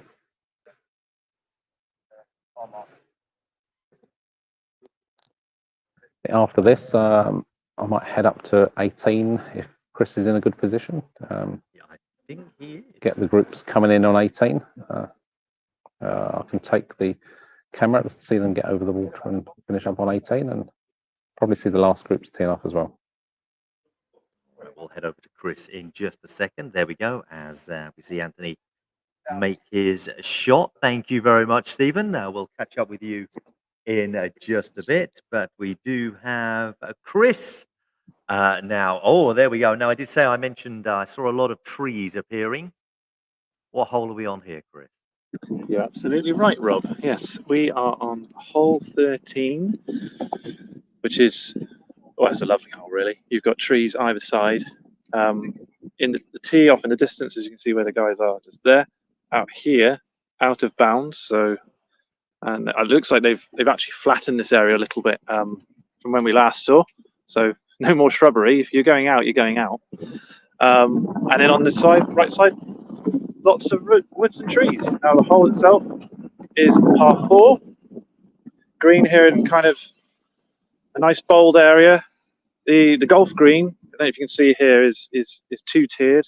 So it comes up, brings up here, and then there's obviously even a slightly uphill to here. We've got a little ground under repair area here as well, which people can take relief from if their ball goes into it. It's a lovely hole though. It was a favourite both from the viewing and the filming, I think, in the Four Nations. I think I recall spending a bit of time there just a few months ago. Yeah, again, a very nice one, very picturesque as well. It's one of those holes that when you're standing on the tee box, it's quite wide, but the way the trees are sort of overbear, sort of lean over you, it's like it's getting very narrow. Yeah, it quite makes intimidating. a lot of players. It sort of intimidates them into playing in a different way. Shot coming down the left, which is normally the right way to go, but it looks to have drifted off. It looks. Is this going to stop? Oh wow! That is literally a foot from being out of bounds. Look at that. Because in the past, out of bounds was actually wasn't out of bounds there, because I've seen shots go into the ditch on the far side there, but obviously in this tournament we've got the out of bounds markers just there. But look how close that is to being out. Incredibly close. Living on the edge. I dare say, had it been a drier night and we hadn't had the rain, that might have gone. But it's also showing you how fast the greens are. Well, it whipped along there, didn't it? Yeah. As soon as it hit this golf green, it absolutely flew. So I think Paul Hammond, who's taking his shot now, will be mindful of that. So this group is Paul Hammond, William Morrison, Oliver Baker, and Roberto Ghezzi. Lovely hole, this one. And we've got a great picture for everyone at home. Lots of comments coming through for the Scottish contingent. We've got Chris McEwen messaging saying, let's go Colin Murray. I'm sure we'll see him soon. And also Donny McKenzie saying, come on, Colin Murray as well. So we've got the Murray maniacs are watching right now. This shot's played down the right-hand side. Yeah, so often happens when you see someone kind of hit a shot, they've almost overhit it. Quite often you can see a bit of the next player underhit it, and that's kind of what's happened here. It's not a bad position. The player also went the other way. Yeah, 100%. Yeah.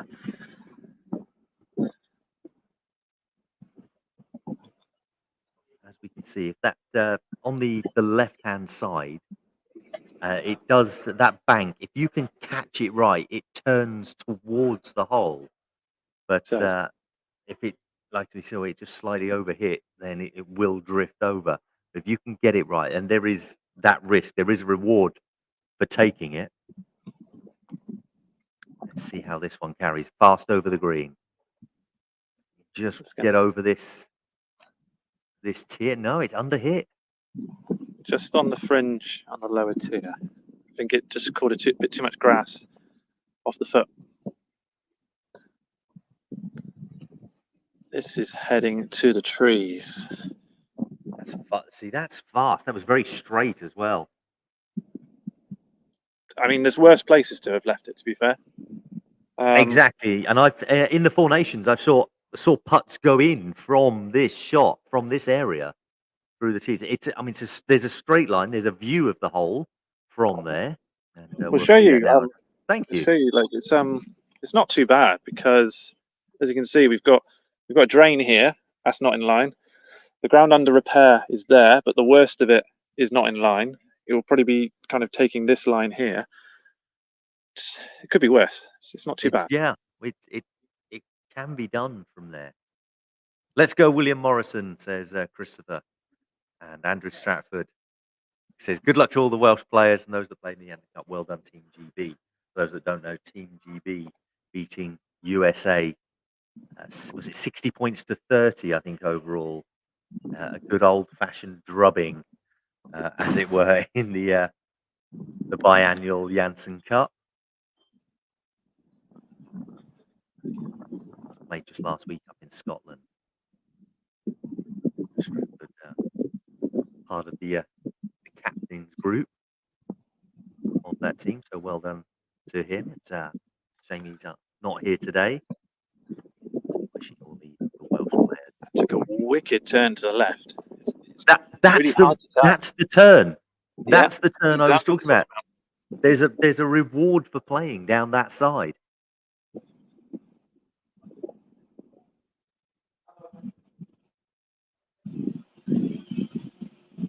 Now from the trees. Here's the line. Oh, that's looking very good indeed. Not bad from there at all. Where a lot of people will look at that and go, "Oh, there's some slopes, there's some hills, it's a bit tricky." But look at that. That's played it almost to perfection from there. Well done.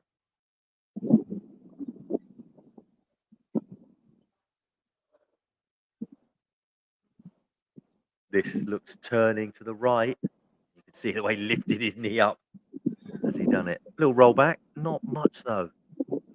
Probably would, if you're gonna overhit it, you maybe almost overhit it a little bit more so it does roll back down the slope.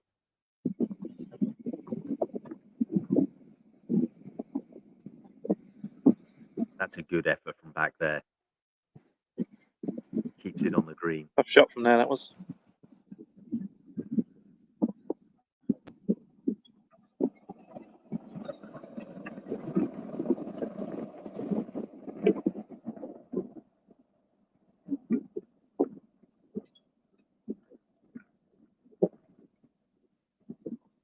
Always pulled it just needing the side.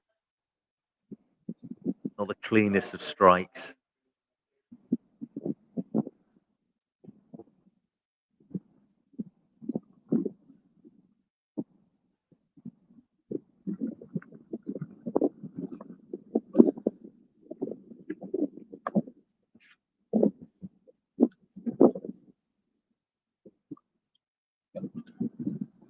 All tidied up well. I believe they were all fours. As we've seen with this hole, because of this turn here, which you just really can't see on the camera. Yeah, it's difficult to see, isn't it? But it is there. Yeah, it's not the four is not the underworld on this hole.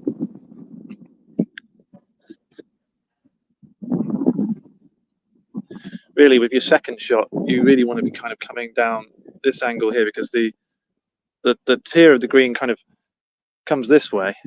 So playing it through here. Yeah, get it as close as possible with your second. It's one of those. And I don't think, to be honest, although a lot of the shots do end up kind of coming down this side, if you can get it over here, I think you'd be rewarded. Yeah, it does seem to turn right to left, gently slope that way, doesn't it?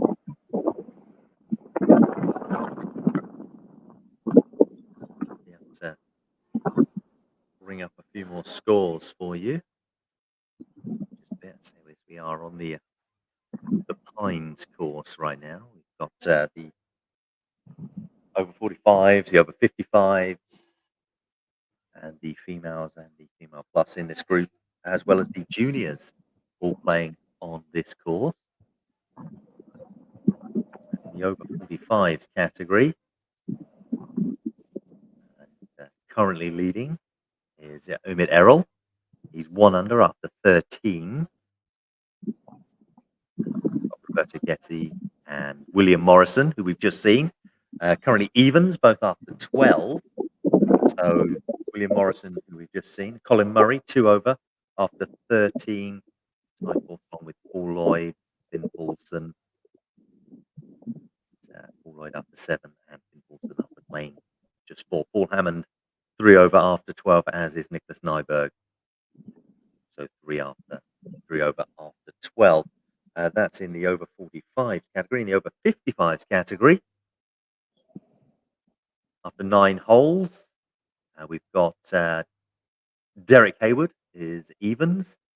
Jan Hollick even after 6 holes. After 14, Richard Chamberlain 1 over. And also 1 over is Mustafa Asdegard, who actually we saw just a short while ago as well. He's played 14 holes now, 1 over. Sorry, played 7 holes, 1 over. Let me get that right. Paul Downey, 7 holes, 2 over. Mark Eagleson, 2 over after 4. And Mike Stokes, 3 over after 5. So still early days in the scores there. I'm going to find the female scores for you. I'm sure we'll see some of those coming through in just a bit. At the moment, we've got played after 5 holes, 1 over is Sophie Magnusson of Sweden. Michaela Hill, 2 over after 6. Sarah White, 4 over after 9. Tisha Calderon's 4 over after 6. That's how the female category is currently sitting in the over 45s.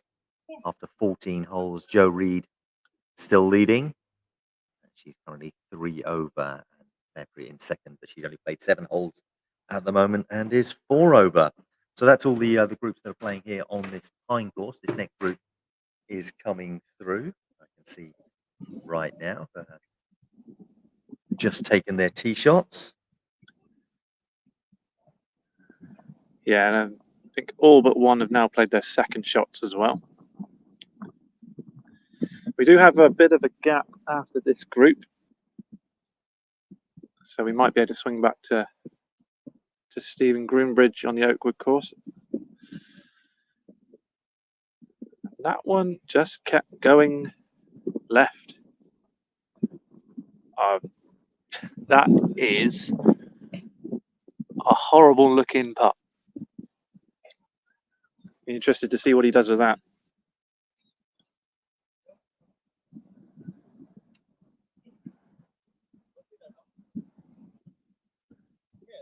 I think I've just heard some Scottish patter over on hole 15. Derek Mills has just said that Colin Murray has hit a fantastic shot, so looks like he's making a charge now. Speaking of fantastic shots,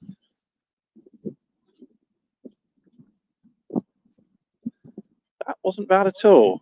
You might remember Paul Haynes, we saw him on the hole 6 earlier, had the adventure down the path, stopped by the speed bump. He's made a couple of good shots there.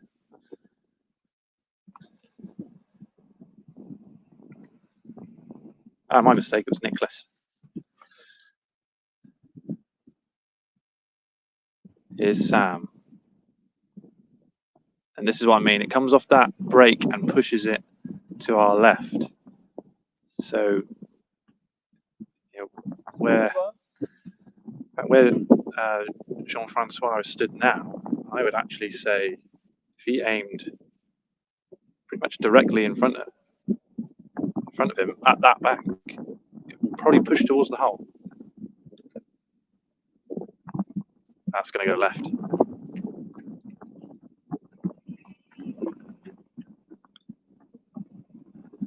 I was right the first time. It was Paul. It was Paul who played that shot. This is Nicholas who's got the tricky one over the bump.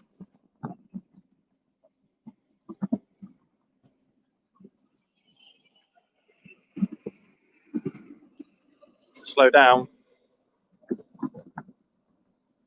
Left, left, left. It's the story of this hole.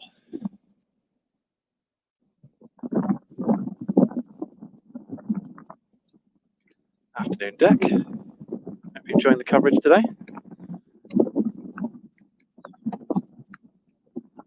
Hope you're keeping well.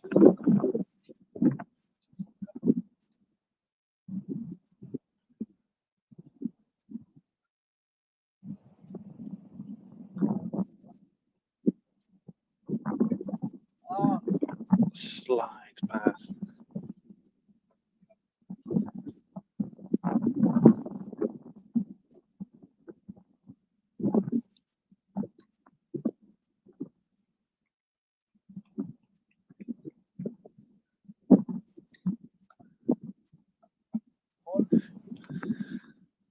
Confidently drilled in by Nicholas. So that's going to be Paul.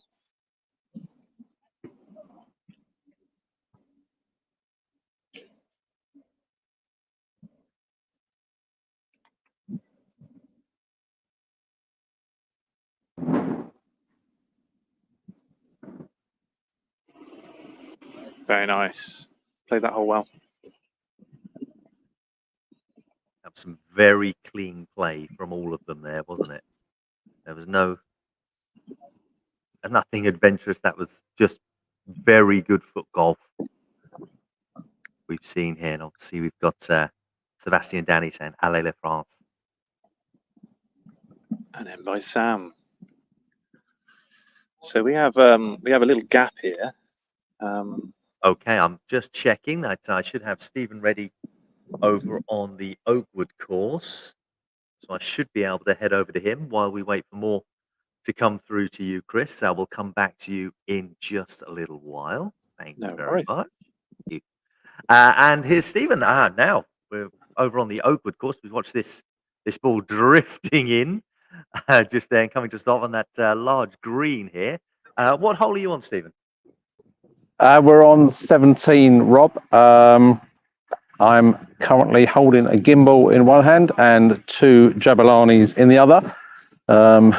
Picking up my marshalling duties as marking the balls as they come through as well. I didn't have a hand to mark Pat Zimmer's, so Pat's had to walk down and mark it himself, bless him. So here we are. This is the very difficult, 10th hole. Having to mark the ball himself. Shocking. So look, this is the line. You need to follow it around the top of the bowl there. It's not going to come round enough, but it's not a bad angle in from that side. Obviously the the balls down here will be under the hole. I'm just going to duck down and remark these balls so they don't get confused. Thank you for that. I've got a There you go. a ball cam for you there at home. Can't get much closer to the action than that. Yeah, apologies for but these marshalling duties are just as important. So we'll follow Pat's line in here.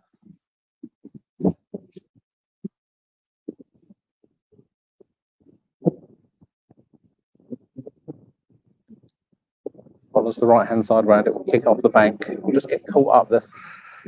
There's a little bit of rough between the green on the left and the actual hole green around the 10 on the right. A little bit.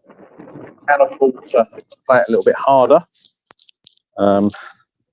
got nowhere to go afterwards from this angle. So John would have seen that. He'll know what to do.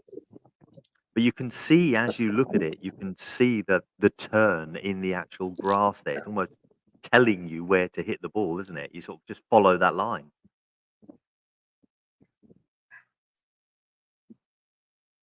John Neal of Scotland.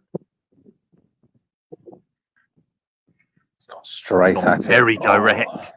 Oh, there was a lot of pace on that. Yeah, it was a good line if it had a little bit less pace, but he's powered through the turn and it's just not had a chance at all. So it's nestled on the back. You have to mark that just so there's no advantage. Well, it's quite typical. We were just talking about the turn of it, and then John goes, "No, I'm not even going to use it. I'm just going to go straight at it." Yeah, it made his mind up early on.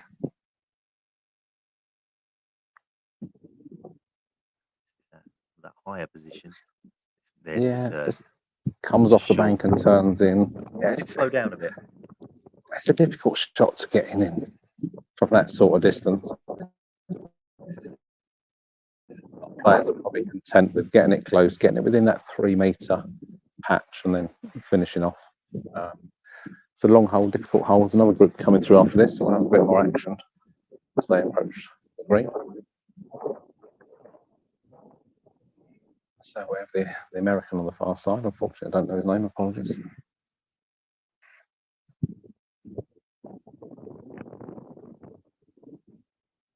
Should be, I think it's Lukaszewski.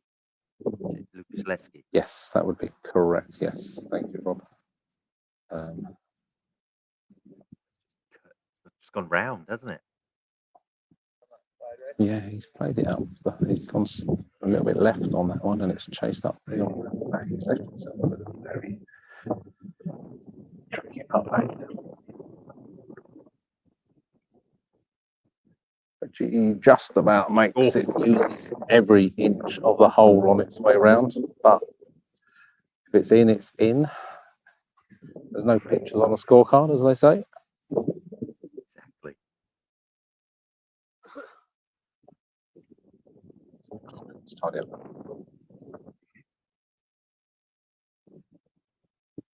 Yep, made sure of that. Hit the flag. Something I was taught early on in my foot golf career, if you can call it a career.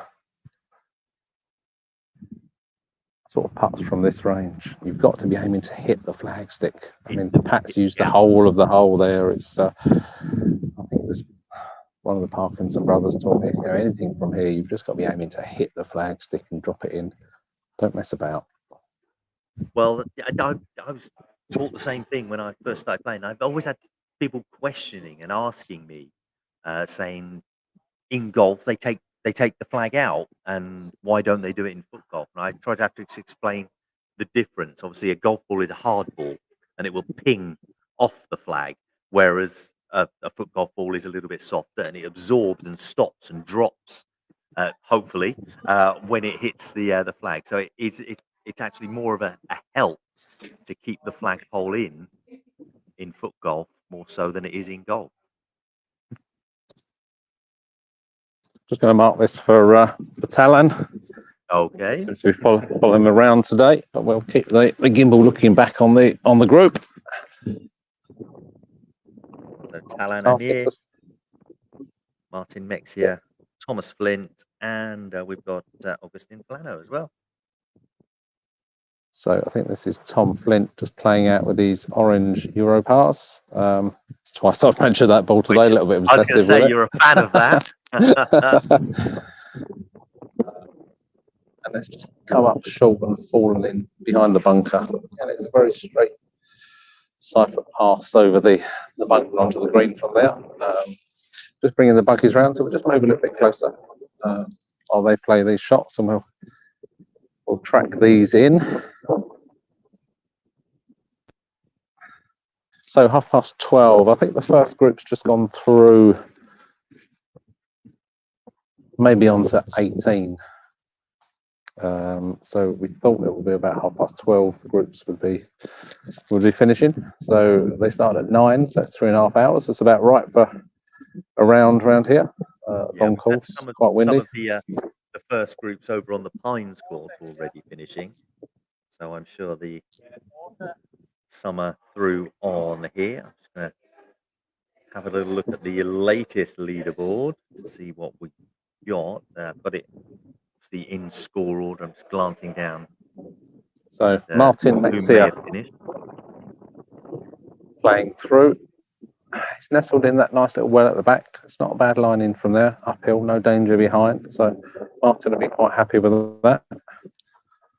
I hope Talon's kept an eye on where I put his marker, because I can't remember where it was. No, we found it. Thank you very much. And here we go. This one's got to slow down, otherwise this is in trouble.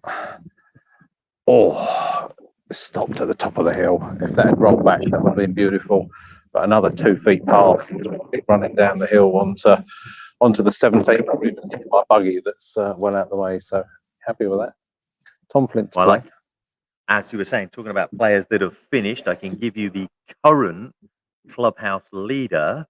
That would be Andy Isaac, 2 over, and he's finished. So Andy Isaac is, after playing the first 18 holes, is out in front on +2. Currently, as the scoreboard is looking, playing through 4 under, and playing through is Ben Clark with 4 under, and Carlos Calvo of Spain is also 4 under after playing 7. Luke Phillips 3 under after 14 is how that's current sitting. But Andy Isaac has finished 18, so as we say, clubhouse leader is Andy Isaac at the moment on 2 over. So not big scores. We were saying right at the start of the broadcast, it is all about keeping close to that par and trying to get under it if possible.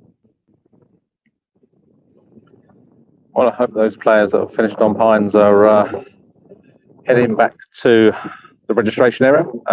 We have a live feed on the TVs in the bar area. A few people coming and looking. I think a few of them are grabbing lunch to start with as well, and then grabbing a chair. I believe we might have should have the bar open later, hopefully, in there as well, so we can all convene around the registration area once everyone's had lunch. Watch the final groups. Me as well. Well, as perhaps some of the players come through, Rob might be able to grab an interview or two from the players on the desk as well. Definitely, we'll grab them. I've got a chair beside me, all ready to go, so I can grab someone. Great shot, Tom Lovely Flint there. shot. Apologies for squatting as that went in. I was egging it in all the way. I was watching it drop in. That was a lovely hit.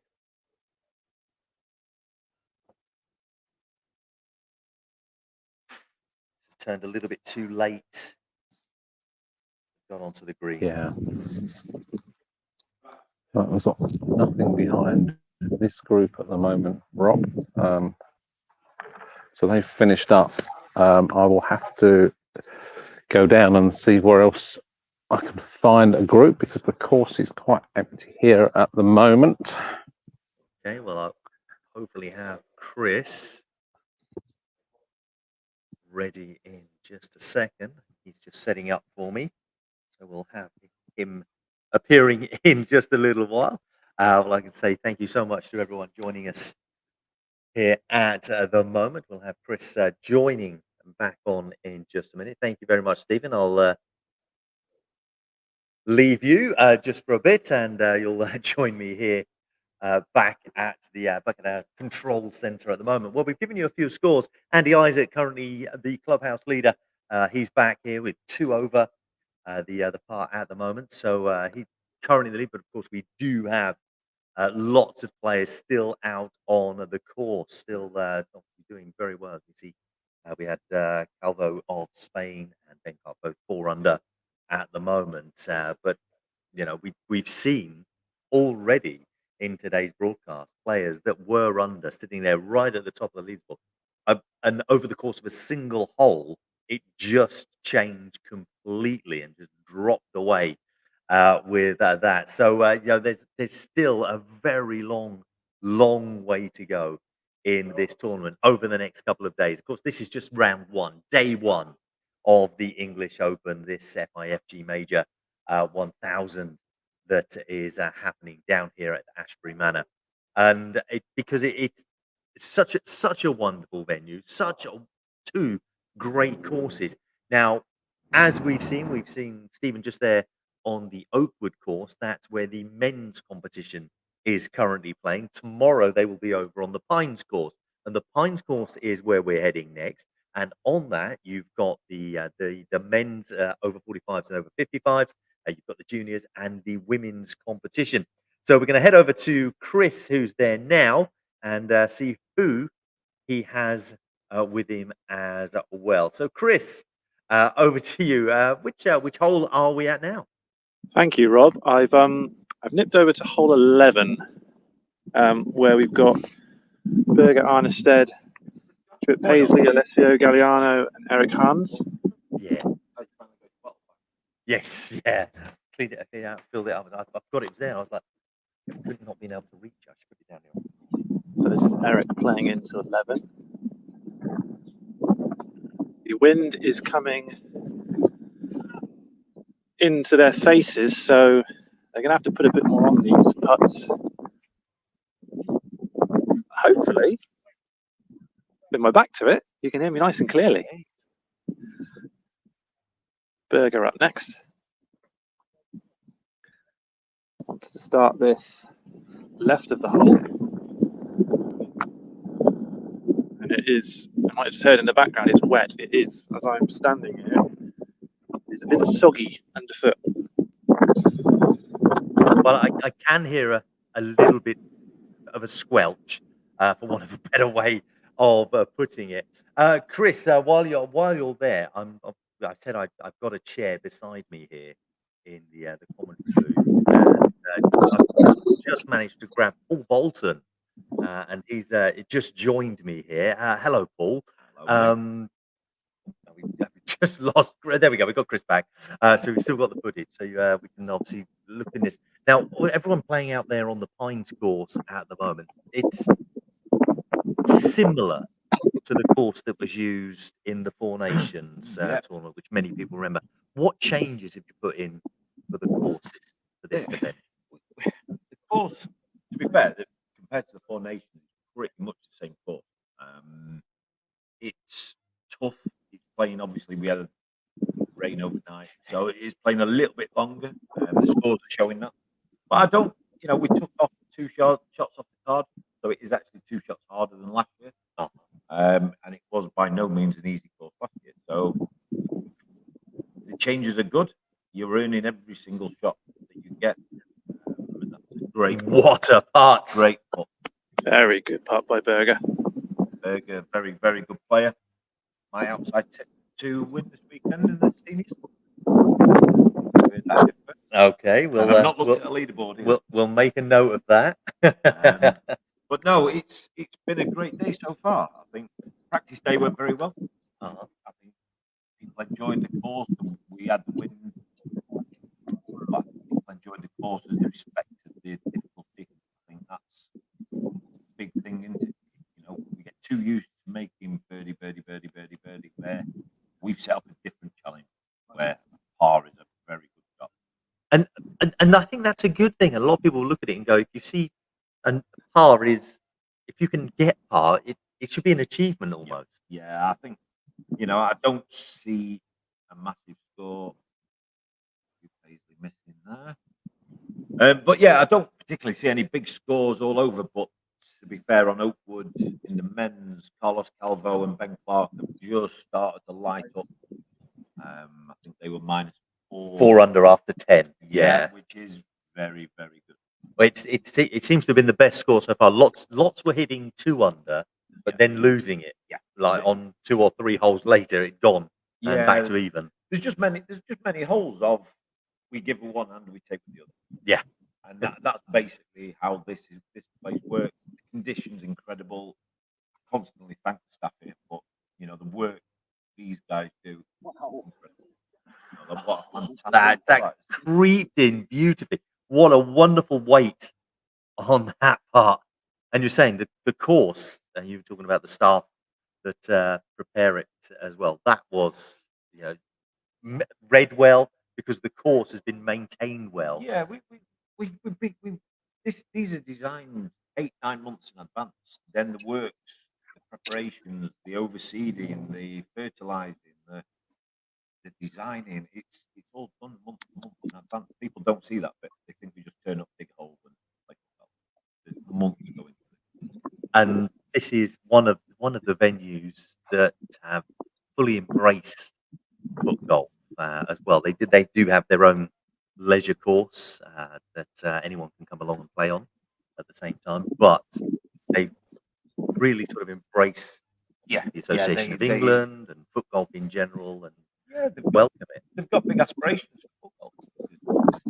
Fantastic. It's exactly what we want. I think the world needs it. And, speaking to the international players this weekend so far, they love it. People can't speak highly enough. So they've all come in and they've all saying lovely course, this, that, and the fact that you've got 2 excellent courses, both offering challenges, and they're next to each other essentially. It's like it's not your trap. Well, the next one's 5 miles down the road. We've got a course there as well. It's there. It's there. Everything. You're in a football world, a little hub when you're here. We've got hotels on site. Everything's here. It's a fantastic place. We couldn't ask for a lot more. No, it's wonderful. And when we look at the pictures we're looking at just here, as Chris has sort of wandered around the course at the same time, just catching up with a few of the players on this pine course. Lot of trees, and obviously the breaks up because we've had a lot of wind over on the Oakwood course, maybe a little bit more than what you get on the Pines course. So it's different challenges, isn't it? Yeah, I think Pines is the course you can get a score on. I think you can. I think there's a reasonable 4 or 5 on Pines, and possibly 4 on Oakwood. And speaking of Oakwood, we're now on Oakwood now with Stephen. Hello there, Stephen. What hole are you on? As requested from yourself earlier in the day, Rob, we're on 8. We're on the green side of 8 rather than the whole side. I've made my way back here where there's a little bit of action. Andrew Duffy with a great tee shot, using the bank well. Just sat on the edge of the green, this side of the bunker, so pin high. Looking back at the tee, left-footed from Matt Morgan, it looks like from here. Yes, it should be, along with Mariano Raggio and Dan James in this group. Okay, so again, another good tee shot, just shy of pin high, but got a good angle in. Can use the bank around this side of the flag to turn it back in. So yeah, Dan James to tee off next, left-footed.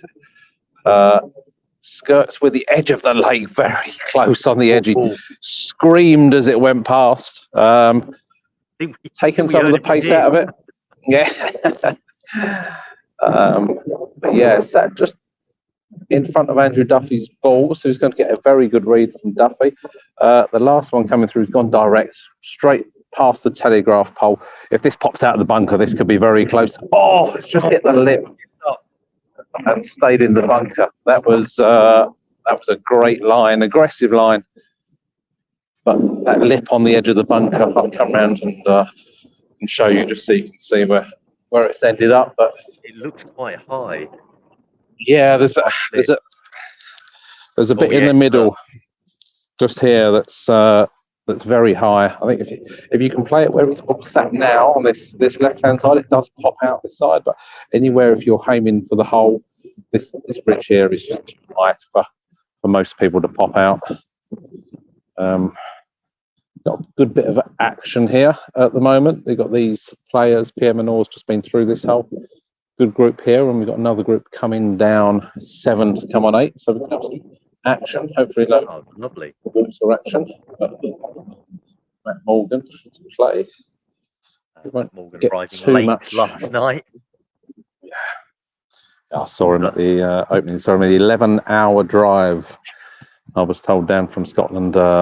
M6, M5 troubles. And he was a sort of a last-minute, almost replacement, I think it was, for Michael Eardley. Yeah, it's tracking well across the green. That's lovely. Very good line.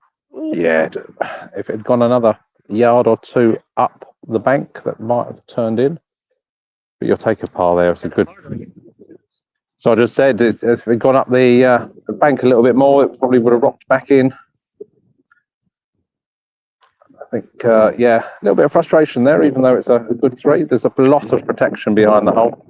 That's a very good 3. There's no way to be. You should not feel disappointed in that whatsoever. Very good effort from Matt Morgan. Over on the far side there. This is Andrew Duffy. Oh! Oh, wow! Hits the flag and in. So Dan James in the same position is going to look at that and go, now I've got to do that as well. Yeah, big cheer from Duffy of come on then. Maybe a little frustration in his voice. I don't know the score, but he's obviously very happy with that, and that's going to help his scorecard no end. Very good. I'll bring up the scores in just a second for that, but that's wonderful hit from Andrew Duffy there. Hi, Callum. James, Good to done it. Yeah, it was just drifting all the way across. Afternoon, Callum. Hope you're well. Congratulations on your recent event, and I hope I'm doing camera work justice.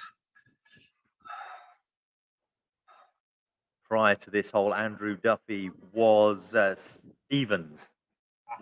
So he's just pulled one back there. So hopefully he'll move up, give himself a chance there. You see that shot coming from Baraggio, just going past the hole. Didn't turn there, unfortunately. I think, yeah, just missed. I think we just lost the signal for a second there, and I was thinking he's gone. Didn't quite get it. So Duffy, yeah, well in from great 2. Well in from Deej, and these boys move on to another tough hole 9. As we look back to the tee, looks like the familiar stature of Matty Perroni back at the tee. Obviously not to play first. We should also have Charlie Hughes, Daniel Wallbanks, and Stephen Bastin in this group. This is the bearded Charlie Hughes to play first. He's gone high and long. That's going to travel a long way down. There's nothing to stop it down there. If it wants the bunker to swallow it up, it's just popped out the other side and run down the hill a little bit. It's not the worst place to be, but ideally you want to try and use a bank or a bunker to slow it down a little bit. He's left a lot on for his second shot, hasn't he?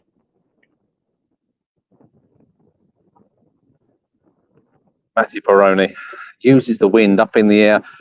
Oh, it's caught the downslope. That's going to go even further than Charlie Hughes's. That's going off the back of the green, unfortunately, and down towards the next hole. That's picked up a lot of pace with the wind. The wind is behind them here, now. Not a lot, Just but gone enough even to further. pick up. That's gone even further. So But they've absolutely hit that so hard. yeah, I mean, if you compare that to the last group, they managed to get it over and stop it pin high, there or thereabouts, and maybe a little bit of adrenaline or eagerness to get it over the water, but But it's I just think blown. that's what it has to be. It's that I've got to get it over this, and then just overhit it. Yeah, this one's just flirting with the edge of the bunker and just gone in. Again, that's not a bad place. It's a very similar to Duffy and DG's putts a minute ago, but from in the bunker, it's not a deep bunker. You can still side foot it out. Bastin last off the tee here, going left-footed. Swing it towards me, really, just so it straightens up. This bunker's a good place to slow it down. See what he does. He has got a Skirted with the edge of the water, but that's nice. It has taken the pace out of it very well. It's going to just tip onto the edge here, just on the fringe. Very similar to Duffy and DJ's putts across the green. And as you can see, if I step away slightly, you can see all this protection here behind the hole. So it's a great place to be from Bastin. He can really attack that with, he can go 2 or 3 feet past, and it will roll back to come back to the flag. So no issues at all there for Bastin. very, very good as well. I was just looking at scores for this group. Charlie Hughes currently 1 under.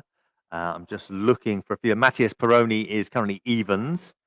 And just see if I can find the others as well. We've got Bastin and Wallbanks. Wallbanks is 1 over. And Stephen Bastin is 2 over at the moment. So only a couple of shots in it for the group. But overall, they'll be looked at only after 5-6 holes anyway. So still got plenty to do. So Matty's played from off the back. He's managed to get it up and over the hill. Let's just settling into the back right corner of the green. He's got a little gully that runs all the way along from where his ball is to the flag. So I think he's probably be disappointed with that. I think he wanted it a lot. Yeah, so you just see the shrug of his shoulders and that animation. Well, you can see there's a natural turn just there, but as we always say, it's easy to see it, but it's finding it with your shot and then putting the right pace on. So Charlie Hughes up and over again. As we're looking, it's gone left to right. It's the wind, it's the slope, everything's turning it away from the hole. So Danny Wallbanks would have seen those. There's a lot as we're looking left of the hole to Danny's right. There's no point playing this straight. You've got to play it down towards this side as you come out of the bunker. Everything's going to turn towards the hole. Turn away, isn't it? Yeah. Yeah. Left-footed is. It's probably overcompensated slightly there, but it's going to settle in. A little turn. Hopefully that should be a sinkable par for Danny Wallbanks. It's going to get Matty Peroni to mark that, so it's out the way. That will leave Steve Bastin to play. After this group, I've got nothing coming in and battery running low. So we'll watch Steve. Luckily, I've got Chris ready. I'll hand over to him in just a second. But let's see how Stephen plays this shot. Well, Duffy played it perfectly, played it straight. I've got Paul Bolton with me as well. What would you do here? Good pace. This looks good. I think that's left as we're looking. That's very good. Yeah. Good approach. Yeah, very good part. I know Stevie, he'll want to make them. And in fairness, it's a good par. Hole 8 is a good par. Yeah, and obviously Stephen in this group playing with a former world champion wouldn't. It's something that he wouldn't have done because he's still relatively new to the game. Steve's still only 12 months in. Yeah, he's done lots of Matty playing the slope, using all his experience. Hang on, what a great shot! Oh, what a part that is! Yeah, what a fantastic shot from Matty. He's not a world champion for nothing. Great part. I think he was disappointed with his second shot, so he'll be more than delighted to take that par and run. Charlie Hughes follows him in. Veteran of the sport, Charlie. Been around since the beginning, one of the OGs.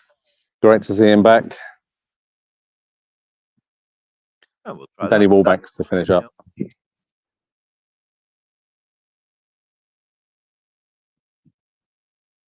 And in it goes. So very well played hole. 3s all round for this group. Shows the quality of the group we got here. Well played, gents.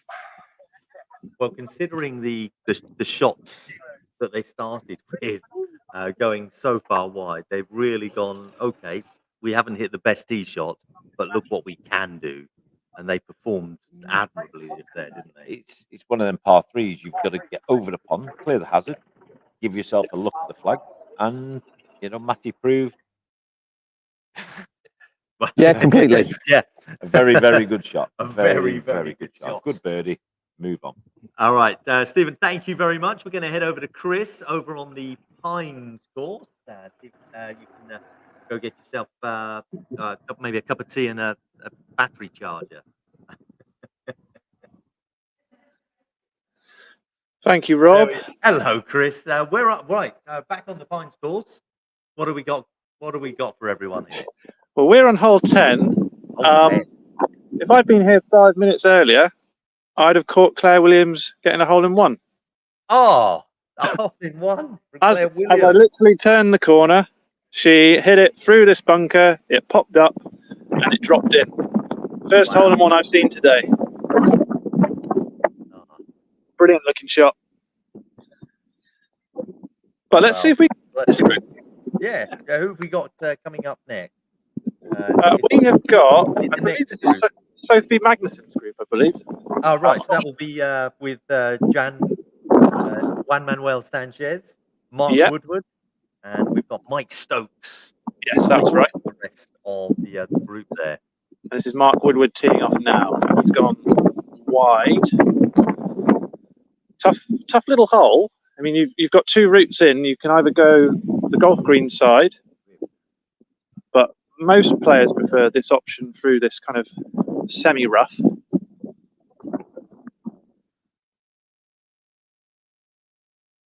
So left footer. Claire was left footed when she got a hole in one. See, now we're just going to be hoping for that to happen every hit. But we're heading to the tree. Next.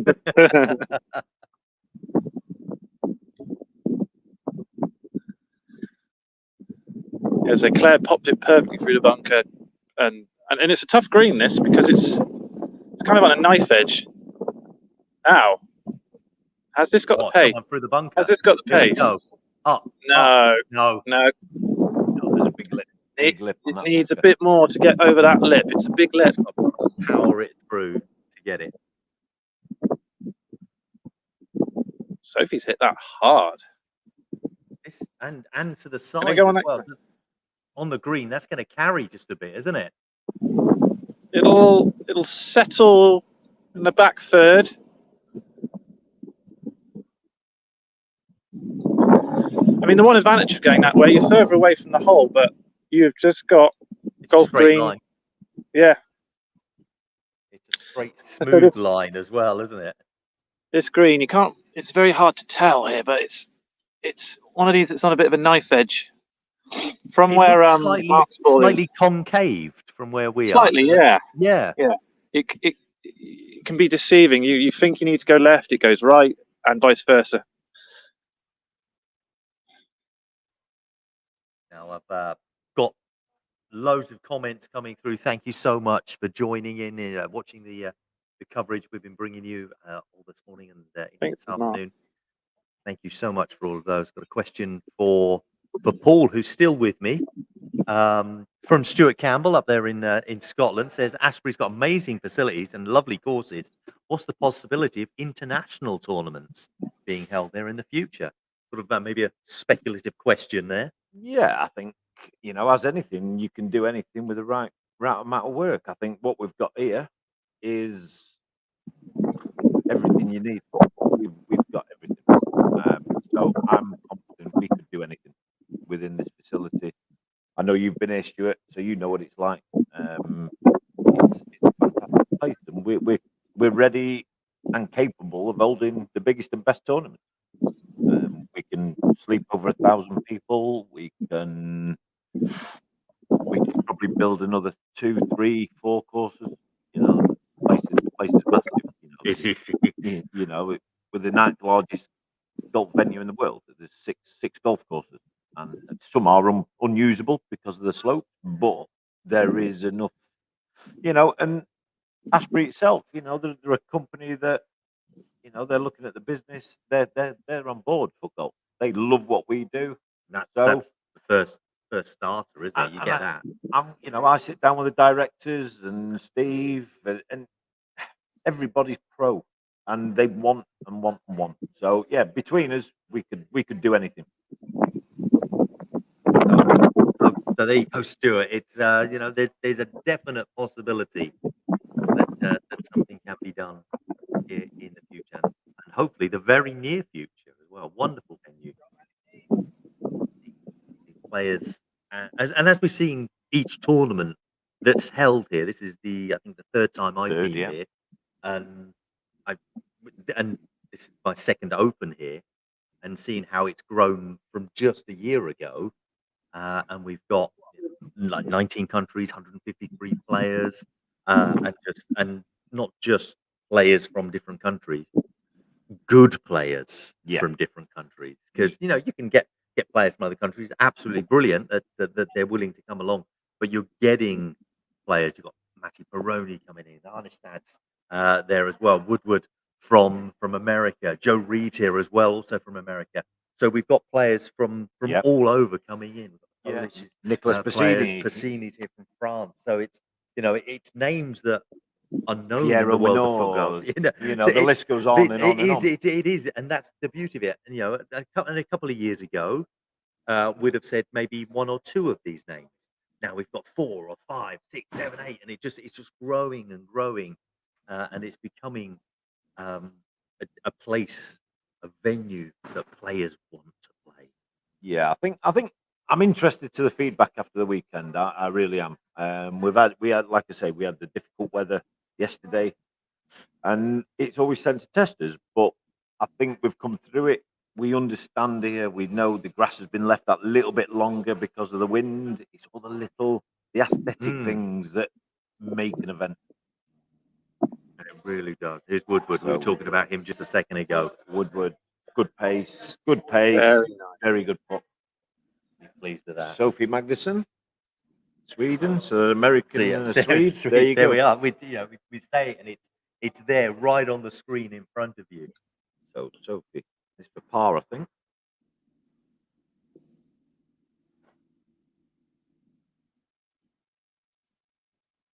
Have a nice shot.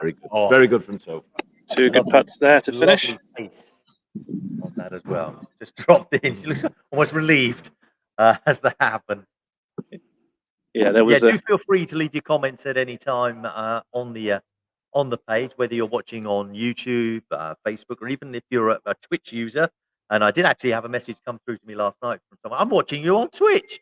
Like they were surprised we were actually on Twitch. Like, yeah, we do broadcast on there as well. So if you know anyone that is a Twitch user, or maybe you can watch us on there at the same time. So across the board there. So but leave your comments. They will get them. We'll pop them up on the screen. We'll read them.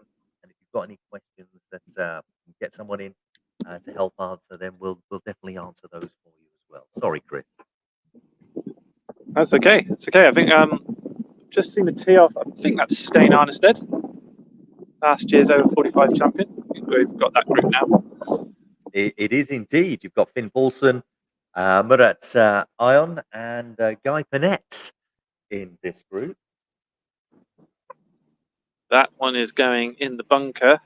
You might have seen a minute ago, Mike Stokes played from the bunker, narrowly missed at the first bounce, but because of the gradient of this green, off it goes. And now someone playing the golf way that we talked about earlier. Sophie was ending up there, but this one's going to go right to the back. I'm glad that stopped there, because that was any more pace on that, and that was gone. And that is, it's just resting next to a sprinkler, so I imagine there'll be relief for that. So we've got one more player to tee off, have we? Have I lost? No, there's two in the bunker. One to my left, which is Staines' ball. A ball behind me. So you're going to see a wide variety of stuff happen here.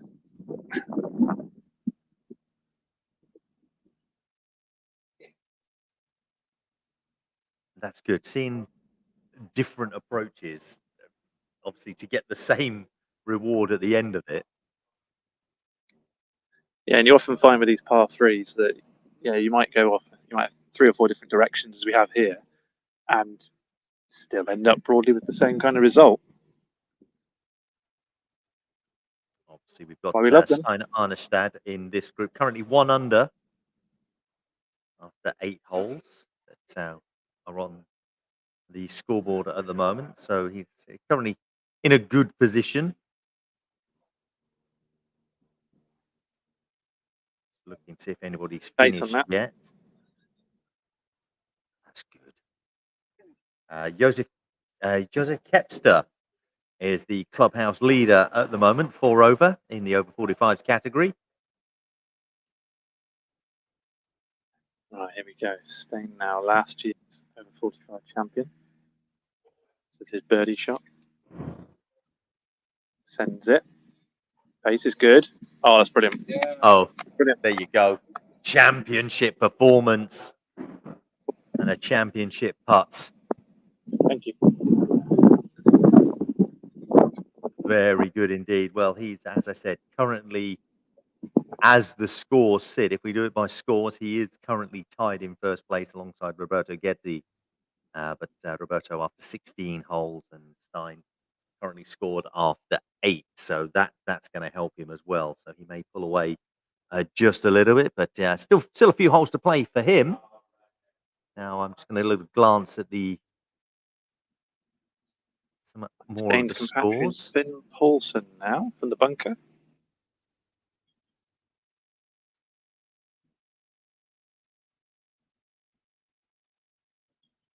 Opting to roll it through and just a bit wide. Gonna be very similar to the previous shot.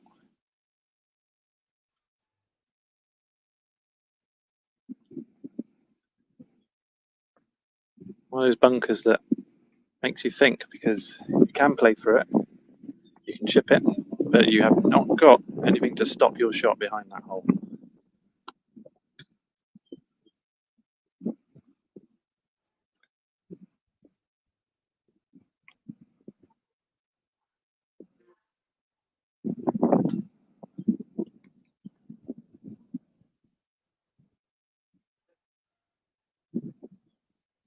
Finn Paulson currently 1 over after 9 holes.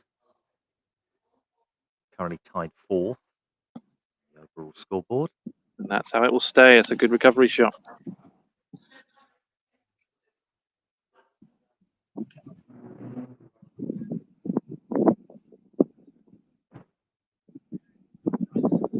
So, birdie, 2 pars, and a bogey in this group. We have got another group coming. They're just getting their daily vitamins and minerals via the fruit basket in the tent over there. Very nice. And this is going to be Mark Eagleston's group next. It is indeed. Alongside him will be Norberto Raggio, Mark Nicholson, and George Anderson. George Anderson, one of the seeded players in this group. Nice little southeast contingent there. Have a little look for their scores. Kind of hoping that Roberto is from the southeast of his country as well, just to kind of round that one off. I think we're hoping there. Yeah. I mean, Mark team first by the looks of it. Mark Eagleston currently 1 over after 9 holes. Oh, come on. Get some pace up on Has this. he got the Bunker. Come through the bunker. No. Hit the face. Didn't make it. I like that line. Well, like you say, you saw the one go through. So if Others are attempting it, just not This putting enough is pace more on it. aggressive. Skirts the bunker. That's nice. As a tee That's shot, you lovely. absolutely take that. Who took that one? That was Mark Nicholson with that shot. Was that Mark Very nice. Nicholson? Very And good his putt shot up, from him. I think, is slightly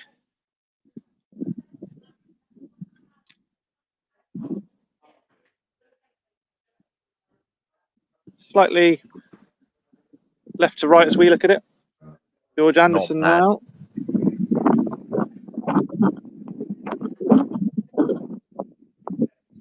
In this group, I'll find those scores in a minute. I've just got Roberto Raggio. He's currently 7 over.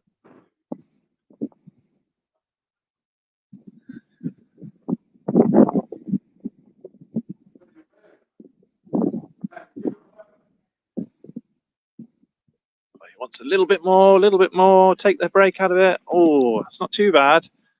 Probably another couple of yards. Just see that bump there. So he's going to flirt with that a little bit.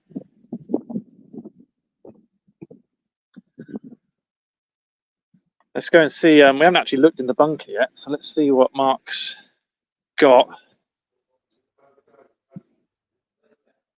So you can see where the balls have kind of come up to the edge and trailed back. Obviously, it was quite wet in this patch here earlier. It's dried up a little bit. It's not too bad. Shane sent a message in. He played with Mark Eagleson last week in Scotland. He was excellent. I'm sure he's continued his form today. A real stalwart of the game. He's been playing the best part of the decade. Well, for as long as I've known foot golf, I've known Mark Eagleson playing foot golf. Couldn't agree more. So it's going to be George. I think he's going to play it safe here by the looks of where he's aiming.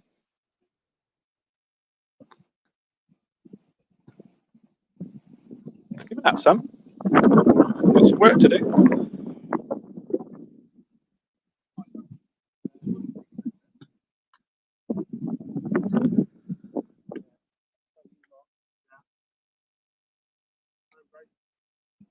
I think it's the other side of the bank.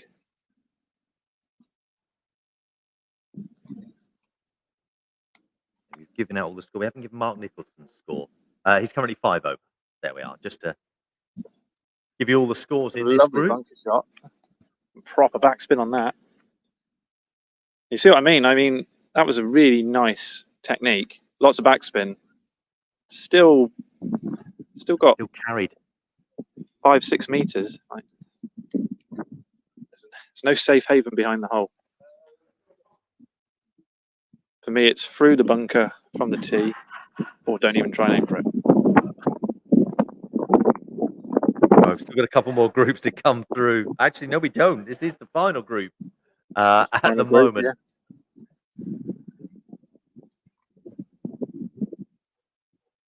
We may have to stop our broadcast after this and then come back with some more a little bit later on.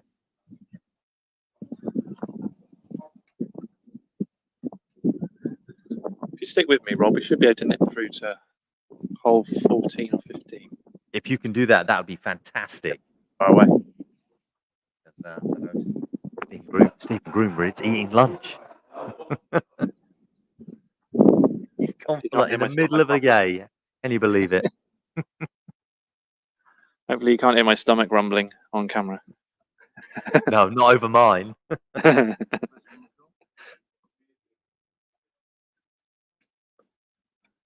Birdie for Mark. Very well played.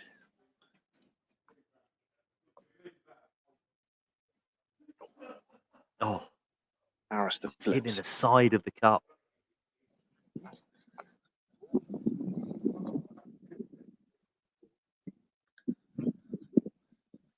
The way threw his head back there, wasn't happy. Anderson.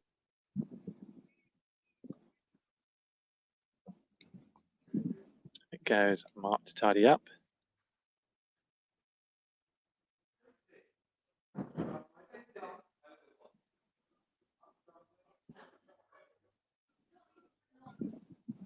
go. Go on mute, Rob, and I'll leg it over. Okay. All right then. So Chris is just going to head on over to, I think he said, hole 14 here on this Pines course. And, on his way over there. So while he does that, I'll bring up a current leaderboard and I'll give you the latest updates. Just get them sent over to me.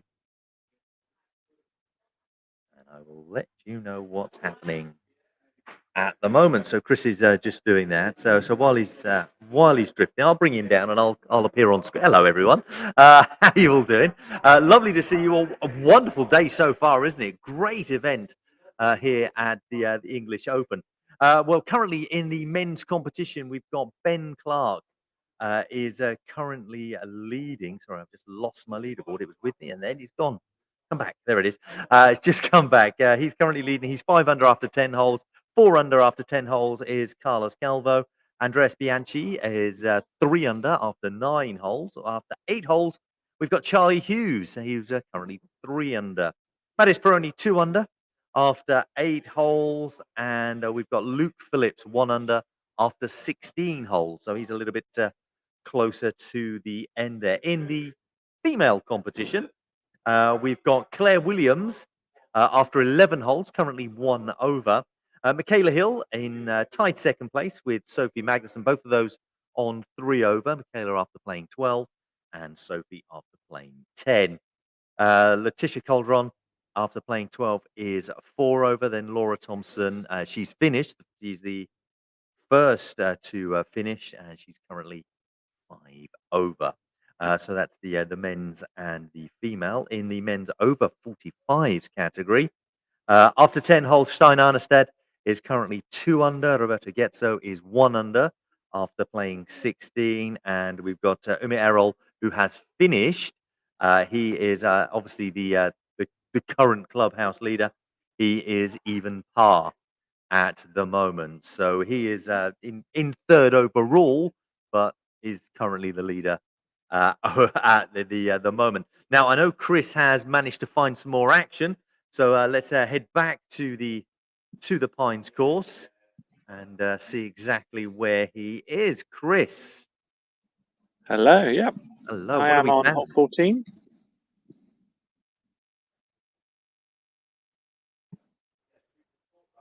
Trying to see who do we have here with And you. this is Georgie Podesall just playing. He'll have Just Nick catching Reynolds, the- Paul Lloyd, and must become that in his group. That's right. Just catching the tail end of this group, and then behind me, just teed off, is Paul Downey.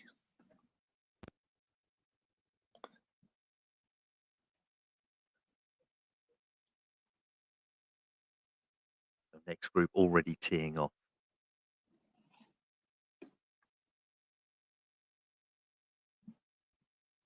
Shannon not messaging saying good luck, Richard Chamberlain. Now, I did see his name pop up on my screen just a little while ago.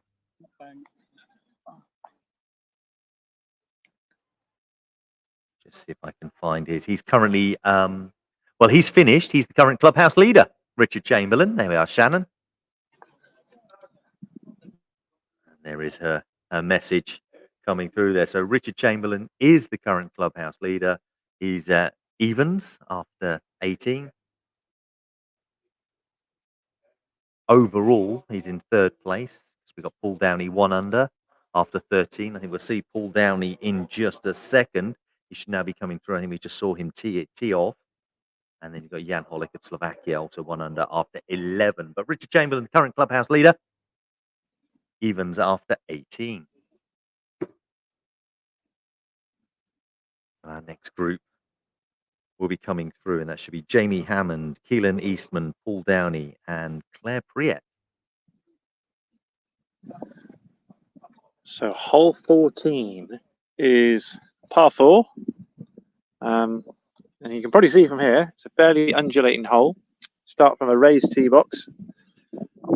You need 2 good shots to get you Staffers in pink there.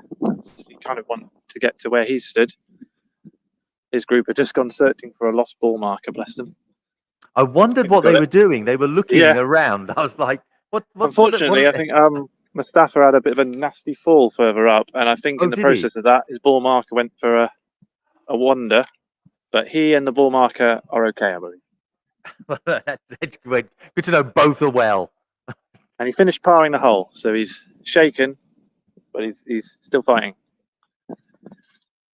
So we got Paul Downey, Claire Prier, I think Jamie Hammond, and I think Harrison Baker, possibly. I'm not sure. Keelan Eastman. Keelan, sorry, my mistake. Yeah. Thank you, Rob. That's all right. So this is Claire's second.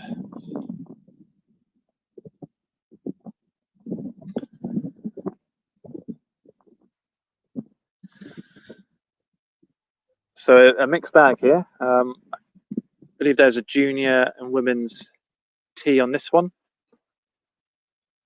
Yeah, Claire is actually leading the female plus category at the moment, 4 over after 13. So Claire of France just ahead of Joe Reed, but Joe Reed has finished.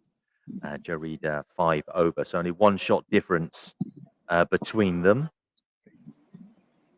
Yeah, and I think this stretch, there are some opportunities on this stretch. These 14, 15, a couple of opportunities there. 13 if you play it well. 16 is tough. That's par 3. You'd be very happy with a par there. 17 is a par 4. You'd be very happy with a par there. And 18 is a 5. And look at this shot from Paul Downey. That's really good. Really good. That's perfectly in his range. He's currently doing very well. I can see why. So he's currently leading alongside Jan Holik of Slovakia, both 1 under at the moment. So very Paul close to that coming category. to mark. It's going to be Jamie to play.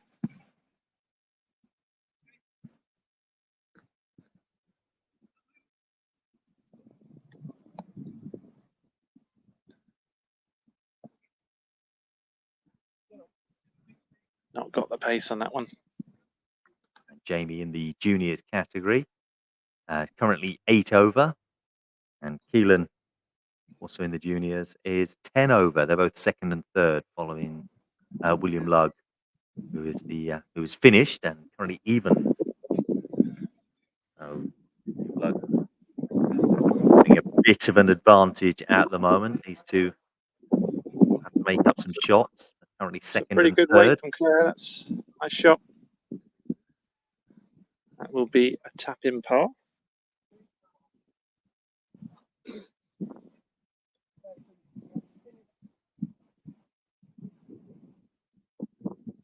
Very nice. There was no mess in that. It was played, clean, taken, and moved on. It's like very, very sensible play. As is so often the case. Yeah, you need to. It's the time. There's a time and a place for the flashy. That's why we've got freestyle foot golfers and freestyle footballers coming along, haven't we? You know, they're there for the flashy stuff. Yeah, let them do that.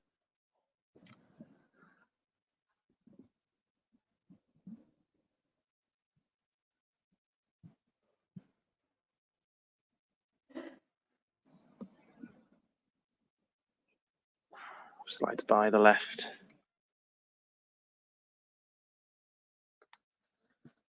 So Downey has this for birdie.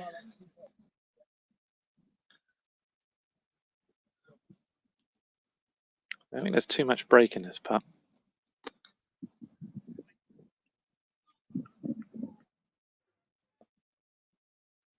Oh, he's just pulled it wide. He's looking down.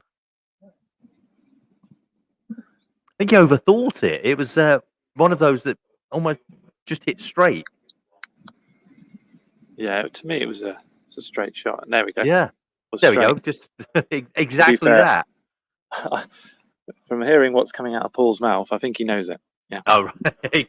I think so as well. I think he knew it as soon as he'd done it. It's like, why have I? Yeah. I'm glad our cameras aren't quite that sensitive.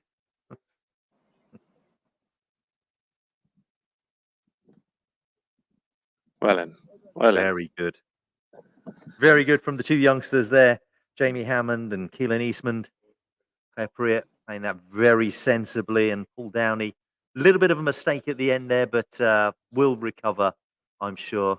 He's experienced enough as he moves on to the next hole. Now, coming through next, we should have Joe Carter. And then we've got a few of the females coming through. Letitia Calderon, Joanne Carr, and Michaela Hill should be making an appearance next. You're absolutely right. Yep. Joe is the one who's just played. Unfortunately, shanked his shot to the right. Joe Carr, with that characteristic toe, aimed it dead straight down the middle. Straight, played it, done. Yep. Now she's going to run up a market, and she'll do the same thing. And I've seen it before with Joe. Like, she played, we saw a shot actually at the Anson Cup, putted it from miles away. So What nice to get that on camera with again, Joe let's see. Carr is just a straight shot. There's nothing, and it's not being detrimental to her game. It's not saying she's not capable of doing the fancy shots. It's that she knows what she can do very well, and she does it. So she's got to play like, I can hit it straight. I will just hit it straight. I've said it many times to many people. Whether you term it sensible or, in my case, boring, that's the type of golf you want to play. This is a nice second Great shot. weight on this. That's lovely. And a really good line. The TT will be happy with that. Give her a good chance of birdie here.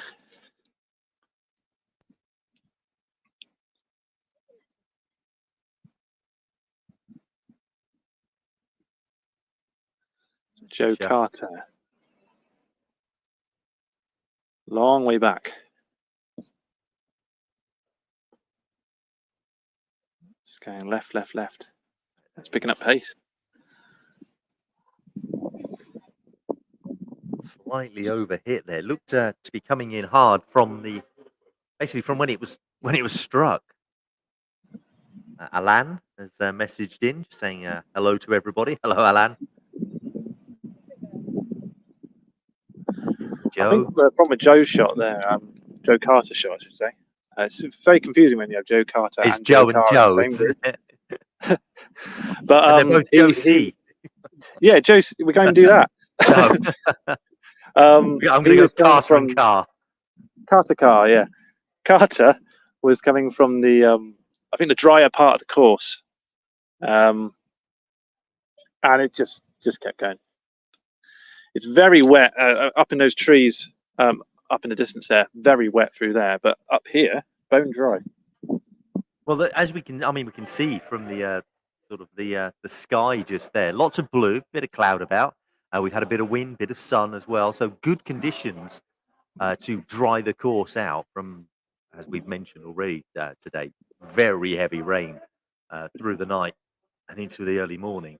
But overall, there's been no rain. There's a little bit of wind, but not too much. Not like other courses or other tournaments where this is coming in fast.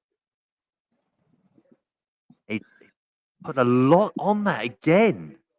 That's 2 shots in a row overhit by Carter.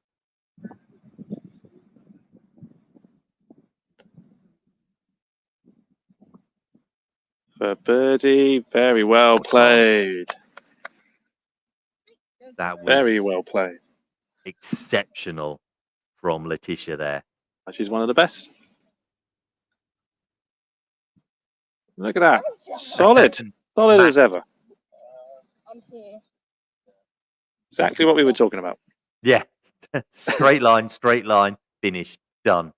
It's like there's nothing fancy, no bends, no outside of the foot and turns. Joe kind of makes up for it at the end then.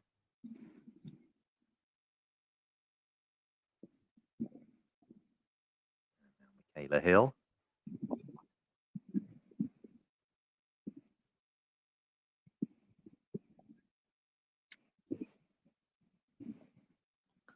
Well then, Michaela. Very well done. What I'll do is I will follow this group down 15 and then work my way back. So we should have Claire Williams's group coming to 14. Yes. So we'll follow that these should down be to 15. Okay. There's a little bit of a gap. As you can see, Sebastian Denny, Danny, messaging, bravo, Leticia Caldran. There we are. So recognizing how good Leticia was in that shot, and obviously doing very well overall. Currently sitting in 4th place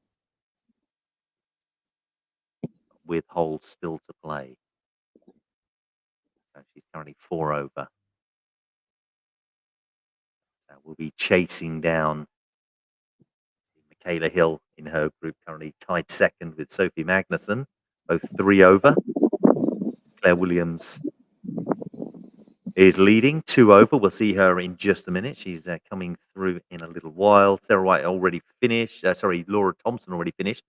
5 over. Sarah White 7 over on 16. Joanne Carr, who we've just seen, she's 8 over after 13. And Paulina Zimmer has finished. She's 14 over. That group coming through in the female category.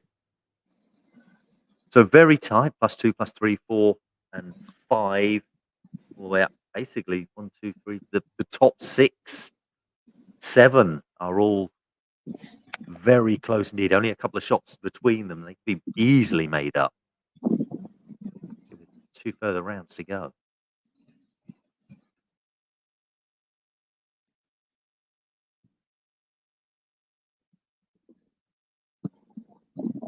Just tell you about hole 15 while we're here as well. That's another par 4, and as I say, it's a makeable stretch. Just seen Leticia take a birdie. Wouldn't be surprised if we saw another one here.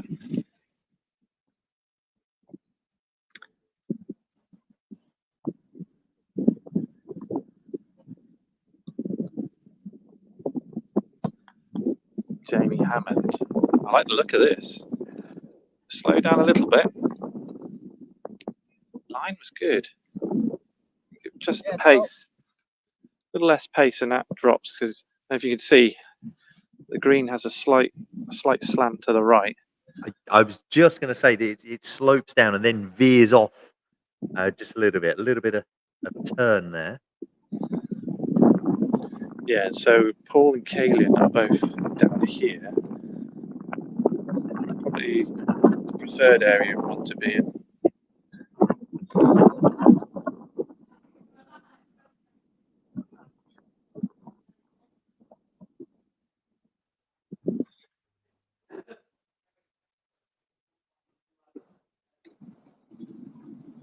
This is looking good.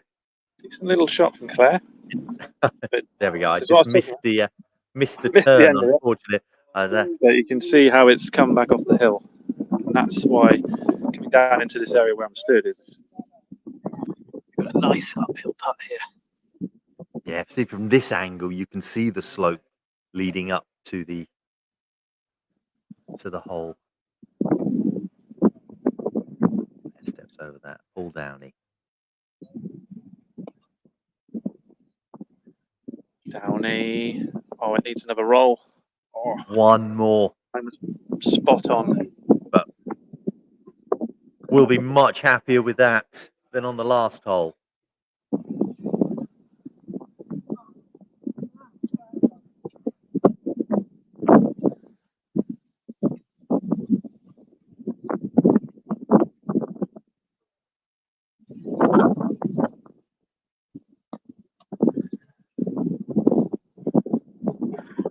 Drilled that. Really put pace on it.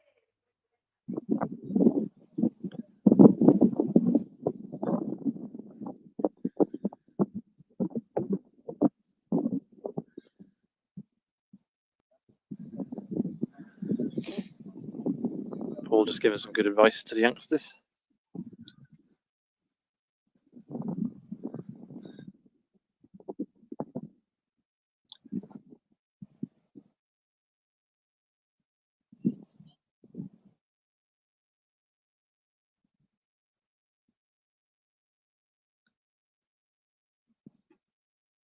Jamie, that's a nice little shot. Very nice.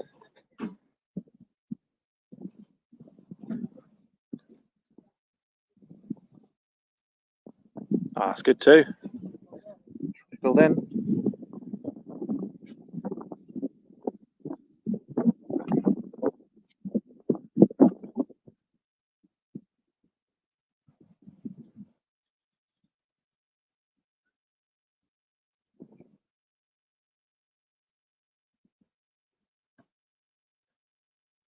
Another nice putt.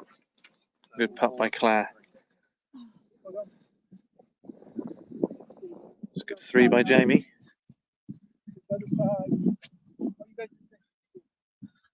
Right, it's going to be Joe Carter to play. The Manor and Ashbury drone is whirring away above my head. Joe Carter. Not a bad shot.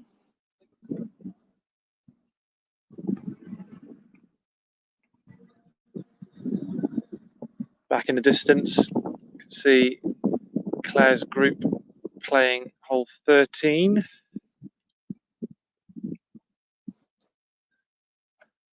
I think we'll end up hole 14, I should say. We'll catch them as they come through to 15 in a minute. As you can see on, well, this camera angle just shows you how this section undulates massively.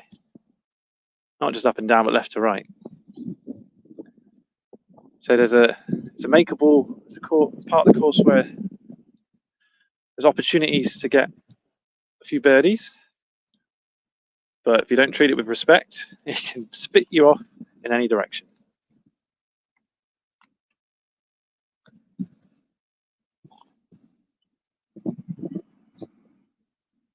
So Letitia, fresh from the birdie on the last hole, this will be her second shot.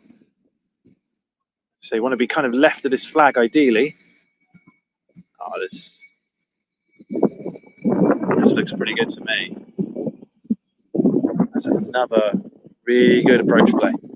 Really good. I would not be surprised if she knocks that one in as well.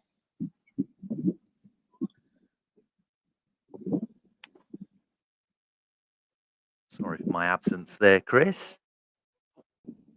There we are. And you're back again. More comments coming through. Ale Claire Priet, as we've just seen her playing.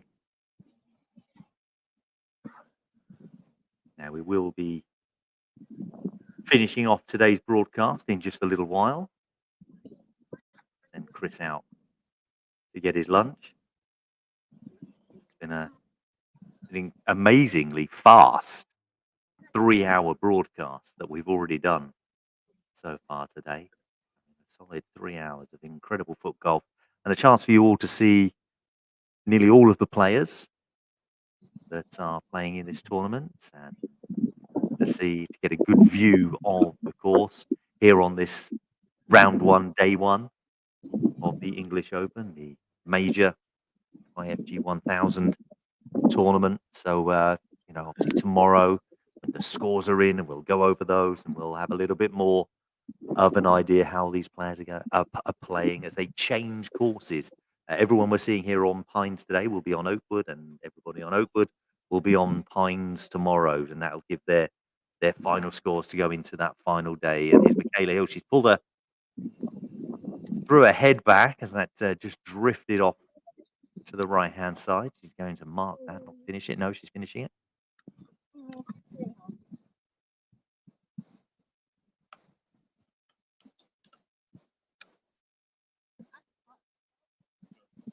Joe Carr does what Joe Carr does.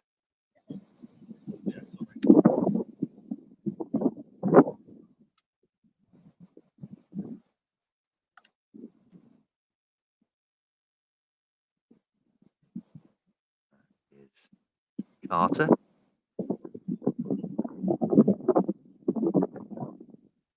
Tentative. I think that's a symptom of the last hole. Yeah. Just played it short again.